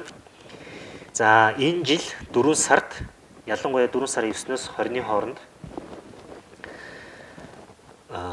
цэврус ариун цэврийн байгууламжтай байх эрхийн асуудал хариуцсан тусгай илтгэгч ирнэ. Яагаад цэврусны асуудал хариуцсан илтгэгч ирж байгаа юм бэ гэхээр энэ байдлаараа манай Улаанбаатар хот 2020 онд, манай Монгол улс 2040 онд цэврусны хомсдол үндэстэн даяараа орох бүрэн боломжтой байна. Тэгэхээр үүний цаана бид нар энэ эрхийн эдл баталгаатай илрүүлэхийн тулд юуг өөрчлөн сэргийлж авах ёстой, ямар асуудал байгааг тасан зогсоох ёстой гэдгийг харж болно гэсэн. Хамгийн ойрын жишээ. Улаанбаатараас гараад Багнуур налах дүүрэг рүү явж байхад тэнцээ маш олон уул уурхайн чиглэлээр үйл ажиллагаа явуулж байгаа хэсэг байгаа. Тэнгүүд зарим цоонуудын шалгангууд агаар жуулагч нэрэн дор гүний усны нүүрс цэвэрлэх цоонууд байгуулсан. Тэр нь нэг ч биш 789-ыг байгуулсан. Мэргэжлийн ялалт дахиад очингууд нь энэ бол агаар жуулах цоон гэдээ яриа явж байгаа асуудал байна. Гэтэл мэргэжлийн ялалт буюу төрөнд хяналтаа тавьж чадахгүй, чиглэлөө үүсгэж чадахгүй. Гэтэл эргээд Улаанбаатар хотын оршин суугчдын гүний усны нөөцийг хумсалж байгаа юм зөв бус бусар мөгөөдөл байх жишээ. За ирээдүйд болохоор хүний эрхийн хамгаалагчдын асуудал хариуцсан тусгай илтгэгчийг өртсөн. За тэгээд хорт бодисны асуудал хариуцсан тусгай илтгэгчийг өртсөн. Гэхдээ тууд болон хэрхэн ажиллах нь бол одоогоор бол тохиролцоогүй байгаа. Засгийн газрын зүгээс бол санаачлагтай ажиллаж байна шаарж болж байгаа. За багслаад аваад үзэх юм бол ер нь яаж ажиллаж байна гэх юм бол 2012 оны байдлаар энэ бүсчилсэн байдлаар улс орнууд олон улсын механизмд хамтарч ажилласан туршлагыг аваад үзэх юм бол Аз намхан талын бүс хамгийн идэвхтэй байна. Аз намхан талын бүс дотор манай Монгол улс орж ирдэг. Гэхдээ манай Монгол улсын төрийн бүс байгууллагуудын итвэх бусад бүсийн байгууллагуудтайгаа болон Аз намхан талын хөрш улсуудтайгаа харьцуулах юм бол маш бага. Үндсэндээ манай Монгол улсад гэрээний хороодод мэдээлэл явуулдаг, гэрээний хороодод сүүдэр ихтгэл бичдэг 20 байгууллага дотор л хэрэглэгдэж байна. Гэтэл нэг нөгөөлөхөд хүний эрхийн чиглэлээр ажилладаг байгууллагуудын тоог аваад үзэх юм бол хэдэн мянгаар илэрхийлэгдэх бүрэн боломжтой. За эргээд аваад үзэхлээр юу яригдж байна вэ гэхээр төр хэрхэн ажиллаж байна гэдгийг хянах чиг үүрэг бол зөвхөн иргэний нийгэмд байгаа юм бишээ. Иргэний нийгмийн зэрэгцээгээр иргэд хэвлэл мэдээлэл, төрийн байгууллагын албан хаагчид, улс төрчид, хүний эрхийн байгууллага, бусад улс орн болон нэгдсэн үндэсний байгууллага болон бусад чиг үүргээр үйл ажиллагаа явуулж байгаа олон улсын байгууллагад хамаарч байгаа. Тэгэхээр хэвлэл мэдээллийг аваад үзье л да нэгдүгээрт. Хэвлэл мэдээллингууд манайхан бол их гоё нэр өгдөг. Та нар бол дөрөв дэх засаглалын байгууллага гэдэг. Гэтэл дөрөв дэх засаглал гэдэг нэрийг олж авч байгаа гол амин сүнс нь бол иргэдэд тухай бүр тал үл хараад тэнцвэртэй мэдээллийг даруй хүргэж байгаагаар л мэдээллийг хэвлэл мэдээллийн салбарыг дөрөв дэх засаглал гэж. Хэрвээ тэгж чадахгүй бол хэвлэл мэдээллийн салбарыг дөрөв дэх засаглал буюу шийдвэр гаргахад нөлөөлдөг эрх мэдлийн нэг хэсэг гэж харах бүрэн боломж байхгүй. Манай Монгол улсад бол эзний хэвлэл мэдээлэл редакцийн хяналт. Тэгээ одоо сүүлд гарч ирснээр зөрчлийн тухай хуулиар бол редакцийг 20,000 төгрөгөөр торгоно гэдгээс болоод бол хэвлэл мэдээлэл бол зоригтой дуурхай боллоо. Тэгээд нийгмийн салбарт гарч ирж байгаа өөр нэг юм нь юу вэ гэхээр self censorship буюу хүн дотооддоо өөрийгөө цагдан хяндаг болж байна гэсэн үг. Хэвлэл мэдээллийн байгууллагын ажилтан мэргэжлийн ёс зүйтэй хийчихсэндээ энэ мэдээллийг гаргачих юм бол дараа надад ийм асуудал үүсэх үү? Эсвэл редакцийн зүгээс намайг ингэж дарамтлах болов. Нэг бол гаднаас ийм аюул ирэх болов гэдэг үүднээс дотооддоо өөрийгөө цагдан хяндаг ийм асуудал хэвлэл мэдээлэлд гарч ирж байгаа. Тэгэхээр хэвлэл мэдээллийг бид нар байнга хамтран ажиллаж иргэдэд давуулж авч явах хэрэгтэй. Иргэдэд бид нар хүний эрхийн боловсролыг заавал чанартай болгох хэрэгтэй. Төрийн байгууллагын албан агч нар ч гэсэндээ хэдийгээр хадлаас илгээ их байгаа ч гэсэн солигдсныг нь хүртэл цохролтгүйгээр бид нэр соён гэгэрүүлэх ёстой. Шинээр сонгогдсон улс төрч бай, олон жилийн туршлагатай ч бай, улс төрчдгийг бид нэр байнга шинэ мэдээлэлээр цэнгэлж явах ёстой. Энэ чиг үүргүүд дээр нь хүний эрхийн үндэсний байгууллага бол оройлон ажиллах ёстой. Хамгийн гол тулгуур тоглогч нар бол энэ гаднаас нөлөөлж ажиллах зүйл маань юу юм гэхээр хамтран ажиллаж байгаа дипломат харилцаатай. Нэг бол өөр хоёр болоо олон талт гэрээгээр хамтран ажиллаж байгаа улс орнууд, нэгдсэн үндэсний байгууллага, олон улсын байгууллагууд байна. За дүгнэх юм бол нэг үндсэндээ нэг ийм юм байна. Манай олон улсын механизмд иргэний нийгмийн байгууллагуудын оролцоо тэднэр хэрхэн хувь нэмрээ оруулж ийнэ гэдээ аваад үзэх юм бол бусад төрийн бус байгууллагууд маань үлгэр жишээ болох зүйл юу юм гэхээр нэгдүгээрт бид нар үнэхээр хүн рүү чиглэж ажиллаж байгаа юм бол үнэхээр нийтийн сайн сайхны төлөө зорж ажиллаж байгаа юм бол байгууллагынхаа дүрмд заасан тэр алсын хараад эрхэм зорилгодоо хүрэхийн тулд тулж ажиллах гүйхэн биш гүнзгий олон талаас нь асуудлыг судалж, баталж, нотолж, туршлагаа баталгаажуулж, чадварчуулж, нотлохоо баримттай үндэслэл суурьтай ажиллах шаардлагатай байна. Нэг. Дараа нь яригдж байгаа зүйл юу юм гэхээр хичнээн ч гэсэндээ бид бүхний орон зайг хомж байгаа ч гэсэндээ энэ орон зайг иргэний нийгмийн байгууллага өөрөө үнэт зүйлээ эрхэмлж тэлэхгүй бол төрийн зүгээс ялангуяа ийм популист амлалт өгж байгаа улс төрчид бүхий төртөө үед бол тэлж гарах боломж дэлхийн хаач хөгжилтэй ч бай хөгжилгүйч бай маш хүнд байгаа юм. Тэгэхээр үнэт зүйлээрээ нэгдэж түүнийг өөрчлөхийн төлөө дуурах нь маш чухал юм байна гэдгийг иргэний нийгмийн оролцооны амин сүнс гэж дүгнэмээр байна. За анхаарал тавьсан та бүхэнд баярлалаа. Авлаж асуух зүйлээ бол бүгдээрээ ярилцаа авчи. За илтгэж болор сайхан баярлалаа. Түүнийг хангаж хамгаалах олон улсын механизм түүний иргэний нийгмийн оролцоо төдийг бас Монгол улсад тохиолдож буй хүний эрхийн сорилт бэрхшээлүүд за тэр дундаа ингээд Азийн бүс нутаг тийм иргэний нийгмийн байгууллагуудын одоо хөгжил чадвар гэдэг олон зүйлээр өргөн хүрээтэй мэдээлэл өглөө мэдээлэл их сайтай ихтгэл байлаа гэж одоо лекц байлаа гэж сонслоо. За тэр дундаа эндээс бид харуулт хүний эрхийн асуудал гэдэг өөр их хэр өргөн хүрээтэй олон талтай бас асуудал шийдэл хайсан асуудал гэдэг нь харагдж байгаа. Тэгэхээр яг бид одоо бас цаг багуугаар тул олж та бүдгийг бас өөрсдөө сонирсон асуултаа асууж байр суурь хэлэх юм орж байна. За ингээд юу асуулт асуухад өөрсдөө сул танилцуулаад ахнаас зүгтээ хааж байна. За баярлалаа. Манай байгууллагад болохоор бас бид нар олон улсын шинжирчтэй хамтарч ажилладаг байгаа. Мэдээж хүний эрхийн асуудал ярьж байгаа ядуулдаг бурал гэж аваад бид нараас хамгийн оновчтой сайн төсөлбөрийг сайн хэрэгжүүлснээр ядуулдаг буурал ажилтаа олохтой болгох энэ чиглэлээр ажилладаг байгаа. За тэгээ сая бол өнгөрсөн 2 жилийн хугацаанд бид нар 2 томоохон төсөл дээр ажилласан. Тэгээ тэрний нэг төсөлтөнд жишээ нь буцаагдсан баг шигтэй. Нэг төсөл нь ямар асуудлаар буцаагдсан бэ гэхээр зэрэг 5,000 айлын орон сууц барих барилгын том хорооллын асуудал тавигдсан. Төсөл нь маш сайн боловсрогдсон. Нэлээд явагдаж байгаа. Тэн дээр танаа Улаанбаатар хотод энэ баригдах боломжгүй. Бид энэ мөнгө өгөхгүй. Яагаад гэвэл танаа Улаанбаатар хотод өнөөдөр 30,000 айлын орон сууц байна.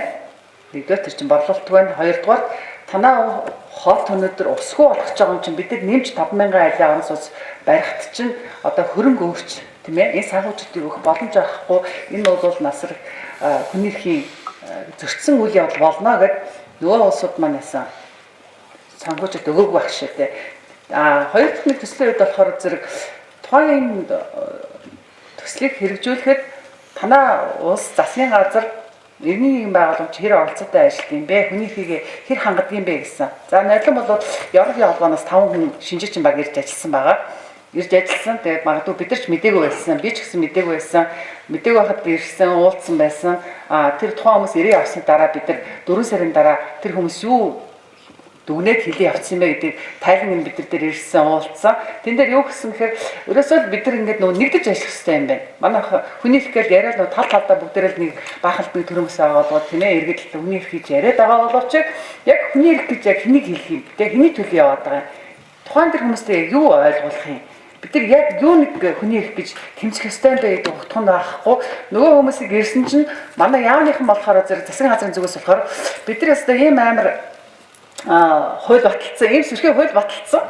Аваад тэрийнхээ бүгдийг одоо халамжлаад хайрлаад ингээд баахан мөнгө тараацсан гэх нэг хөдөлмөр нийгмийн хамгааллын яам гэр бүл хөх залуучдын газраа илүү төлөвлөсөн л дөө. Яг л энэ нийгмийн халамжийн чиглэлийн төслөөс учраас тэгээ баахан магтаал явуулсан. За иргэний нэгэн байгууллагад гэдэг нөө төрөөмөөс байгууллагатай уулзсан чинь засгийн газар бидний үгийг сонсдгоо бид нар хүний эрхийн төлөө яваад байдаг боловч ингээд баахан уйлаад ингээд гомдлоод аав ээжтэй эрхэлсэн юм шиг баахан тийм ингээд хоёр талынх нь ингээд иргэдээр очсон чи иргэд нь бас ингээд хороомор бидний хүлээж авдаг бидний их аюул зөрчигч чинь хэцүү байна гэдэг ингээд тал талаасаа баахан гомдолч юм шиг эсвэл магтаач юм шиг юм болцсон. Тэгээд өнөөдөр бол Монгол улсад энэ хүний эрхийн өслөлийг хангаагүй байна. Энэ асуудлаа нэлээд цэгцэлж, нэлээд ингээд засгийн газар үр дүндээ арга хэмжээ авч иргэдийнх нь боловсролыг дээшлүүлж дараагийн төсөлбөр энэ санхүүжилтийг өгнө гэдэг байдаг одоо жишээ нь хацаг шиштэй. Тэгэхээр зэрэг бид нар өнөөдөр хаана яваа юм бэ? Бид нар ингээл Facebook, сошиал орчинд ингээд хардаг ч юм уу, телевизээр ингээд харах чинь асар зөрчилтэй байдаг. Манай сангийн хувьд бол бүр нэг юунд асуудал дээр айгүйх голчиж ажиллаж байгаа нэг юм болохоор зэрэг одоо нэг хэл мэдээлэлээр гарч байгаа, зураг тариатайгаар гарч байгаа реклам зарцуулахын асуудал дээр айгүйх голж нэлээд бас навнаас өгч ажиллаж байгаа. Гэх мэт ингээд бид нар яг хүний эрх гэж юу хэлэх ёстой вэ? Тэрэндээ бид нар яаж хамтарч ажиллах ёстой вэ? Тэг доор үрнээ одоо энэ ч бол нэлээд олон залуучууд ирсэн байна, оюутнууд ирсэн байна, тийм ээ, судлаач ирсэн байна. Зүгээр нэг тэрийг нэг засгийн газар юм өрхтэй эсвэл хүний эрхийн комиссн ингэх ёстой ч гэдэг юм уу? Эсвэл нэг хүнийхээ төлөө явдаг хэдэн дөрмөөс байгууллагад энийг авч хэрэгжүүлэх ёстой гэдэг асуудлаар биш бид нар доор үрдээ хэсэг болгондоо бид нар авч хэрэгжүүлэх юм бол уулын нь бол нэг асуудалтай асуудал биш. Яг л бид нар 3 сая явлаа. Тэгээд дээрэс нь бидний нөө мэдээллийн баазын асуудал бас аяга хосрогдолтой. Сая бас бодлого сайхны асуудал дээр орсон тийм ээ. Нэг харилцсан ус гэдэг байгаа боловч бидний нөө мэдээлэл засгийн газраас яваад гэрээний ороод ингээд тайлбар хэлхүүлүүд нь яваад зөрүүтэй мэдээлэлүүдтэй ерөнхийдөө явдаг ч юм уу тийм ээ. Нэгдээд одоо бол цаг байгаа байна. Одоо би бол сая нойлонгийн бид нар ч өгсөн санамжийн дагуу одоо сая бодлого сайхны илтгэл дээр ч гарлаа. 2020 он гэхэд Монгол Улаанбаатараас усгүй болох юм бол одоо бид нар нэг олон ингээд орон сууцнд амьдраад байх шаардлага байгаа ч юм уу гэж юм уу. Энэ асуудал Удны усны асуудал. Тэгээд хөрсний бохирдлын чинь удны асуудал чинь хөрсний бохирдолтой холбоотой асуудал. Бид нар ч гэсэн нойлон бас сангийнхын зүгээс бол бүтэн 3 сар бол хөрсний бохирдлын асуудлаар судалгаа хийсэн, хүмүүстэй иргэдээ уулзсан. Энэ бол ерөөсөө иргэдэд яг тухайн асуудлын тархинд нь суудалд аюулсан ойлгоцыг өгөхгүй бол одоо та нар ч гэсэн өнөөдөр ингээд лекц уншлаа, сонслоо гараа зүгээр энэ хэдэн хүмүүсийн асуудал биш. Энэ бол аюул гүн гүнзгий утгаар нь ойлгож бүр тарих аюундаа аюул сайн тусаад одоо тэрний хажууд байгаа гэрчжээ очлаа 5 хүн байна, 10 хүн байна, ах トゥ байна, хамаатан садан байна. Тэр хүрээлээрээ бид нар ингэж хэлж ажиллахгүй бол энэ асуудал аюул хэцүү болцоо. Тэгээд яг олон улсын байгууллагын манайхтай хамтарч ажилладаг байгууллагууд болохоор 168 улсын салбартай олон улсын сангийн корпорац байдаг. Тэгээ тэр маань ч гэсэн одоо надад одоо жишээ нь тийм ээ. Одоо яг одоо би хайцж байгаа манай байгууллага болохоор над одоо асуудлуудаа шийдэж гэдэг аюу зөвлөмжийг өгдөг. Би ганцаараа шийдэж чадахгүй ч гэсэн олуулаа ингэж хамтарч энэ хүний эрхийн асуудал гэдгийг бид нар зөв зүйтэй ойлгох. Зүгээр нэг одоо нэг асуудлыг нэг чигээр биш өнөөдрийн бидний уух хостой холбоотой асуудлаас болоод олон ингээд асуудлууд гарч байгаа учраас энийг бидний зөв зэгстэй ойлгох хэрэгтэй. Зүгээр нэг онлоор бидний ойлгоод аюу 20 жил болсон юм байна. Би одоо өнөөдөр бол тэмэлт төгөлдөж онлоор ойлгоод 20 хэдэн жил явцсан. Одоо бол энийг бид нар практик дээр яаж ашиглах вэ? Хүмүүст яаж төгөөх вэ? Мэдээлэл яаж мэдлэг болгож бид нар харж үзэх үүдэл аяг анхаарах зүйтэй баг. Тэгээд баярлалаа. Тэгээд бүгдээрээ ингээд хоошид хамтарч сайн ажилласгаая гэж хэлье. За итгэгчид баярлалаа. Нэг асуулт асуусан. За энэ шудраг шүүгээр шүүгдэнэ гэдэг одоо энэ хүрээнд асуудал гардаг. Энэ болохоор нөгөө иргэний хэрэгээр ингээд монголчууд маш их хэрэгээр явж байгаа юм л да. Тэгээ иргэний хэрэг болохоор улсын дээд шүүхтэр очихлоороо эцсийн шийдвэр гардаг. Тэгэхээр зэрэг энэ шүүхийн шийдвэрт нь биш шүүхийн процесс нь одоо гомдол гарах талаар асууж байгаа. За энэ дээд шүүхтэр очиод иргэний хэрэг дээрээ тухайн иргэн өөрийнхөө асуудлыг өөрийнхөө биеэ заавалчгүй олж одоо танилцуулнаа гэдэг өчнөө улмаас хүндэтгэл шалтгаанаар хүсэл гаргаж байгаа. Тэгэхээр зэрэг тэр хүнийг оролцуулахгүй шууд асуудлыг шийдэж байгаа. Тэгээ энэ дээр одоо ямар гарц ямар одоо тайлбар хийх вэ? Хяналтын шатны шүүхтэр бол заавал хэргийн талууд бүгд биечлэн оролцох шаардлагыг бол хуулиар баталгаажуулаагүй. Тэгэхээр шүүгч нарын хувьд бол хуулийн дагуу эрх хэмжээг ашиглаж шийдвэр гаргаж байгаа гэж харж болж байгаа. Таны хэлсэнчлэн хүнд өвчтөй хүн оролцож хүндэтгэн үзэх шалтгаантай байна гэдэг хүсэл тавьж байгаа бол тэр хүслийг хүлээж аваа шийдвэрлсэн байх гэж бодож байгаа. Үнэхээр тэр хүн хүнд өвчтөй ч гэсэндээ тэр шүүхийн хэрэг хяналт шийдвэрлэж байгаа явцыг танхим дотроос нь биш юм ахад мэдрэмээр байх юм бол одоо манад бол нэг үе бодвол нэг цахим байдлаар шүүх хурлааны зохион байгуулах боломж бүрдсэн. Тэгэхээр шүүгчийн туслах тамгын газар энэ дээр анхаарал тавиад ажиллах бүрэн боломжтой учраас хэрвээ дахиад ийм асуудал гарах юм бол дээд шүүхийн тамгын газрын дарагт нь албан хүсэл тавиад бид нар одоо юу гэдгийг 3 дугаар эмнэлэгт хэвтэж байгаа гэдэг нэг бол аймгийн төвийн эмнэлэгт хэвтэж байгаа тэр өвчтнийг шүүх хурлааны үеэр захин байдлаар холбох хүсэлтэй байна ч гэдэг юм уу те. Тэгэж энэ асуудлыг шийдэж болно. Шүүгч одоо юу гэдгийг хууль хэрэглээд хуульд байгаа зүйл залтыг ашигласныг нь одоо яах вэ гэвэл та холбогдох хууль засан өөр байгууллагад нь хандах буюу шүүгч мэргэжлийн ёс зүйтэй ажиллаагүй гэх юм бол шүүгчийн ёс зүйн алдаа гаргасан гэж хандж болно. Нэг эсвэл дээд шүүхийн ерөнхий шүүгчд та бичгээр хүсэлтээ гаргаад ийм үслээр би энэ хүнийг одоо юу гэдэг нэг бол энэ үйл ажиллагааг дахиж харгалзаж үзээч гэж ингээд хандах бүрэн боломжтой. Таны эсрэг хийж аваад ингээд яаж үүдэг. За бид нар ямар ч гэсэн Улаанбаатарчууд маань сүүлийн тусал усаа харахад нэг 2 жил за нэг монголчууд маань бас нэг 10 хэдэн жил үлдсэн юм шиг байна. Тэрнээс наан нь хадаж өгөө угаардаж өгөө гэдэг 2 сонголт бас биднэрт байгаад байна. Тэгэхээр агаарын бохирдол үнэхээр хэцүү. Бид нар ингээ эргээд ингээд дуусч тэмцний өрдөөнд бас хэд хэдэн ажлуудыг бас ингээ эхлүүлж байна л та. Эхэлж байна энэ аягүй сайшаалтай. Ихэнх нь дандаа бас концесс гэрээ бүсэлхүү тусламжаараас ажлууд эхэлж байна. Маш их хэмжээний мөнгөний ажлууд бас эхлэх гэж байгаа сураг байна. Эргээд юм чинь бас бидний төлөвлөлтөөр өөр хамгийн гол нь би юу гэж хэлэх гээд байна гэхээр энэ бүх ажлууд маань өмнө бас айгүй олон ажлууд ингээд хэрэгжсэн шүү дээ. Айгүй олон мөнгө төгрөг ингээд замхарсан. Дахиад ийм байдал гарах гэдэг. Иргэдийн босгосон асуудлыг гаргаж ирсэн энэ асуудал дахиад цаашаа нэг юм мөнгө угааж ийдсэн ажил болох үедээ гэдэг би өшөө энэ оюутан залуучуудыг ялангуяа манлайлж энэ асуудал одоо та нарын асуудал шүү. Хамгийн гол ирээдүйд та нар одоо энэ их орны эзэн болох хүмүүс. Эргээд та нар бас ээж аав нар болно. Эргээд та нар энэ их нутагчаа үлдэнэ. Тэгэхээр өнөөдөр би жоохон байна, би оюутан байна гэж бодохгүйгээр энэ асуудлыг судлаасан.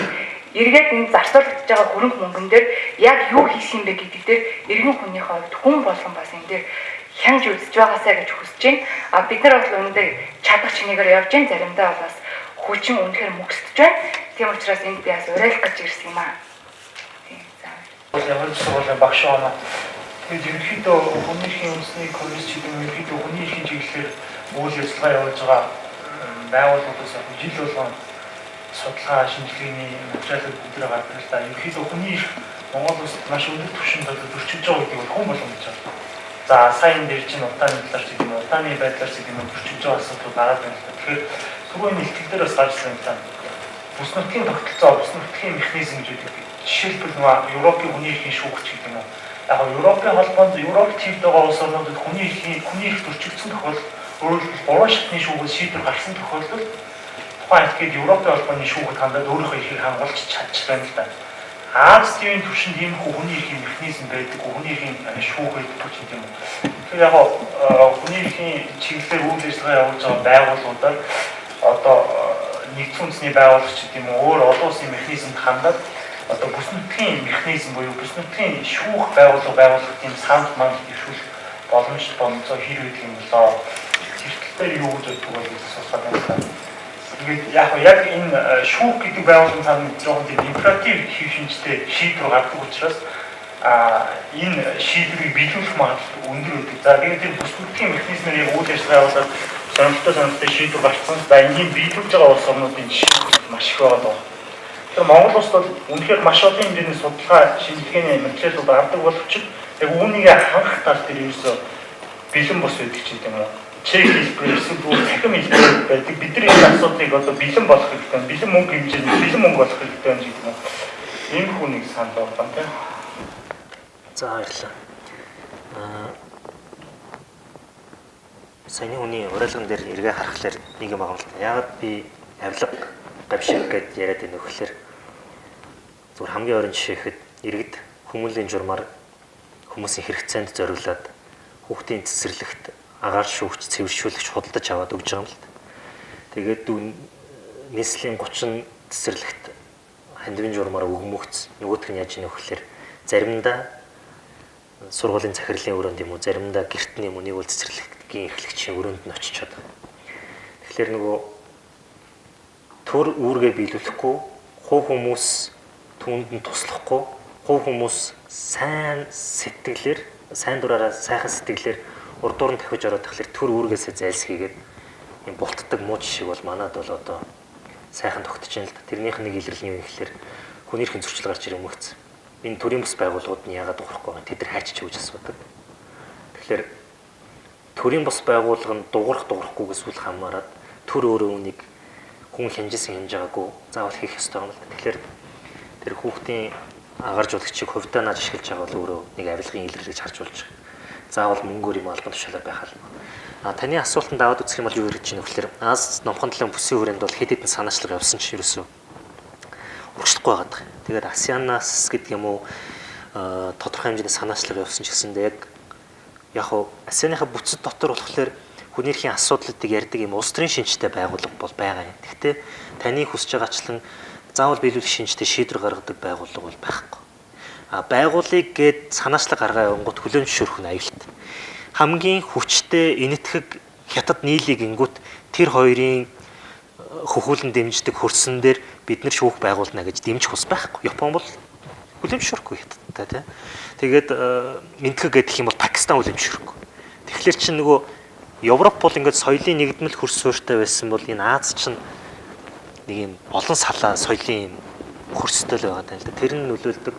Тэгээд бас энэ дайны хурцтмал байдал ч гэсэндээ бас нөлөөлөд байгаа учраас би бол энийг ойрын хугацаанд бол гарч ирэхгүй байх гэж бодож байна. Яг нь гарч ирвэл сайн. Гэхдээ тэр нь бүх улсууд хүлээн зөвшөөрөд шийдвэр биелүүлдэг байхдаа нэлээд л удах байх. Тэр соёл тогттлоо. Түрүүний сангийн төлөөлөгчийн хэлснээр ямар санаачлага одоо өрнжийн нөхлөр доктортой хөгжлийн зорилгыг 2030 он хүртэл хэрэгжүүлэхдээ Аз номхон талын бүсийн зөвлөдөх механизм гэдэг нэг юм бүтэц гараад ирсэн.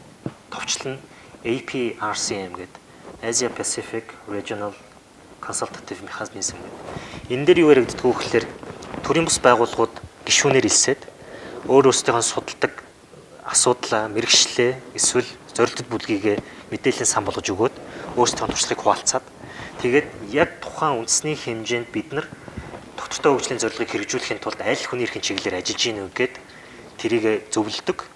Тэгээд тэрнийхээ зөвлөсний дагуу саналаа багцаж жагаад нүүб рүү явуулж доктортой хөгжлийн зорилгыг манай улс ингэж хэрэгжүүлж байна. Аз номхон талын бүсд ийм байна гэж шахдаг нөлөөллийн нэг юм талбар бол байгаа. Байгуулагдсан байгаа. Яг хөө залуухан нэг 4 жилийн түүхтэй л байгууллага. Миний мэдлэр бол өөр юм бол мэдэхгүй. Тэгэхээр бас Монголс байгууллагууд нэгдээд орцсон байгаа. Тэгээд энэ дээр бид нар одоо бас яаж нэг дотоодынхаа нэг үндэсний хэмжээний төрийн бас байгууллагуудаа нэгтгэхэд Монголынхаа үндэсний хэмжээний яг доктортой хөгжлийнхаа зорилгын хүрээнд ажиллах нэг байгууллагуудаа нэгтгэж одоо яг зөвлөлдөх нэг түншлэлийн талбарыг үндэсний хэмжээнийхийг зохион байгуулахаар бас ажлууд маань эхлээд явж байгаа. Тийм болохоор зэрэг одоо энэ маань нэлээд згсэндээ авах. Яг энэ маань жоохон удаашралтай бас явцсан юм гэхээр бас засгийн газрын зүгээс бас манайх нөө доктортой хөгжлийн зорилгоо хэрэгжүүлэх үйл явцыг нэлээд жоохон удаашралсан. Нэлээд хосрогдолтой явж байсан. Тэгээд тэр үргэлжлэж гисэн бид нар бас нөлөөлж чадахгүй байсан. Тэгээд сая болоод бид нар энэ асуудлаараа яриад үндэсний хэмжээний бас ийм зөвлөлтөд талбар бий болохоор ажиллаж байгаа. Тэгээд удахгүй бас бичиг баримтууд нь босрогдоод бас мэдээлэлд явах. За За асуулт тавьж санд бодлоо байр суурь хаваалцсан та бүхэнд талархаж байгаа гэж хэлье. За ингээд хүний эрхийг хангаж хамгаалах олон улсын механизмд иргэний нийгмийн оролцоо гэсэн сэдвээр бас сонирхолтой лекц танилцуулж бидэнтэй өөрийнхөө судалгаа төлөвлөлийн ажлуудаар арийн нийгмийн байгууллагад ажиллаж буй бас бодит туршилт дээр тулгуурсан сайхан мэдээлэл танилцуулсан болор сайхан мэдээлэл талархаж байгаагаа илэрхийлье. За тэгэхээр болор сайхан мэдээлэл танилцуулсны дагуу бас энэ хүний эрхийг хангаж хамгаалах одоо олон улсын механизмд Монгол улс бол идэвхтэй оролцож өөрөөр энэ ард түмний болоод улс үндэстнийхээ бас нэр төр байр суурийг бас хүчтэй илэрхийлэх юм хэсэг шаардлага байгаа. Энэ дундаа бол иргэний нийгмийн байгууллагууд, тэд дундаа хүний эрхийн үндэсний байгууллагууд, судлаач, төр засгийн газрын байгууллагууд бүх талын өвчтөд оролцоо бас үнэхээр шаардлагатай зүйлээ гэдгээр бид бүхэн мэдээ юм гэж байгаа. Энэ талаас нь санаа оролцож хамт байр сууриас илэрхийлж ярьлаа. Тэгэхээр энэ хүрээнд бас нэлээд одоо өнөө цаг хамгийн идэвхтэй гэж байгаа зүйлүүд UPR хүний эрхийн ээлж дүүл хэлцүүлгийн одоо дунд хугацааны хэрэгжил буюу тийм ээ 2015 онд одоо Монгол улсын засгийн газар хүлээж авсан 150 одоо зөвлөмжөө хэрэгжилтийг бас дүгнэх яг энэ цаг үеийн явагдаж байгаа.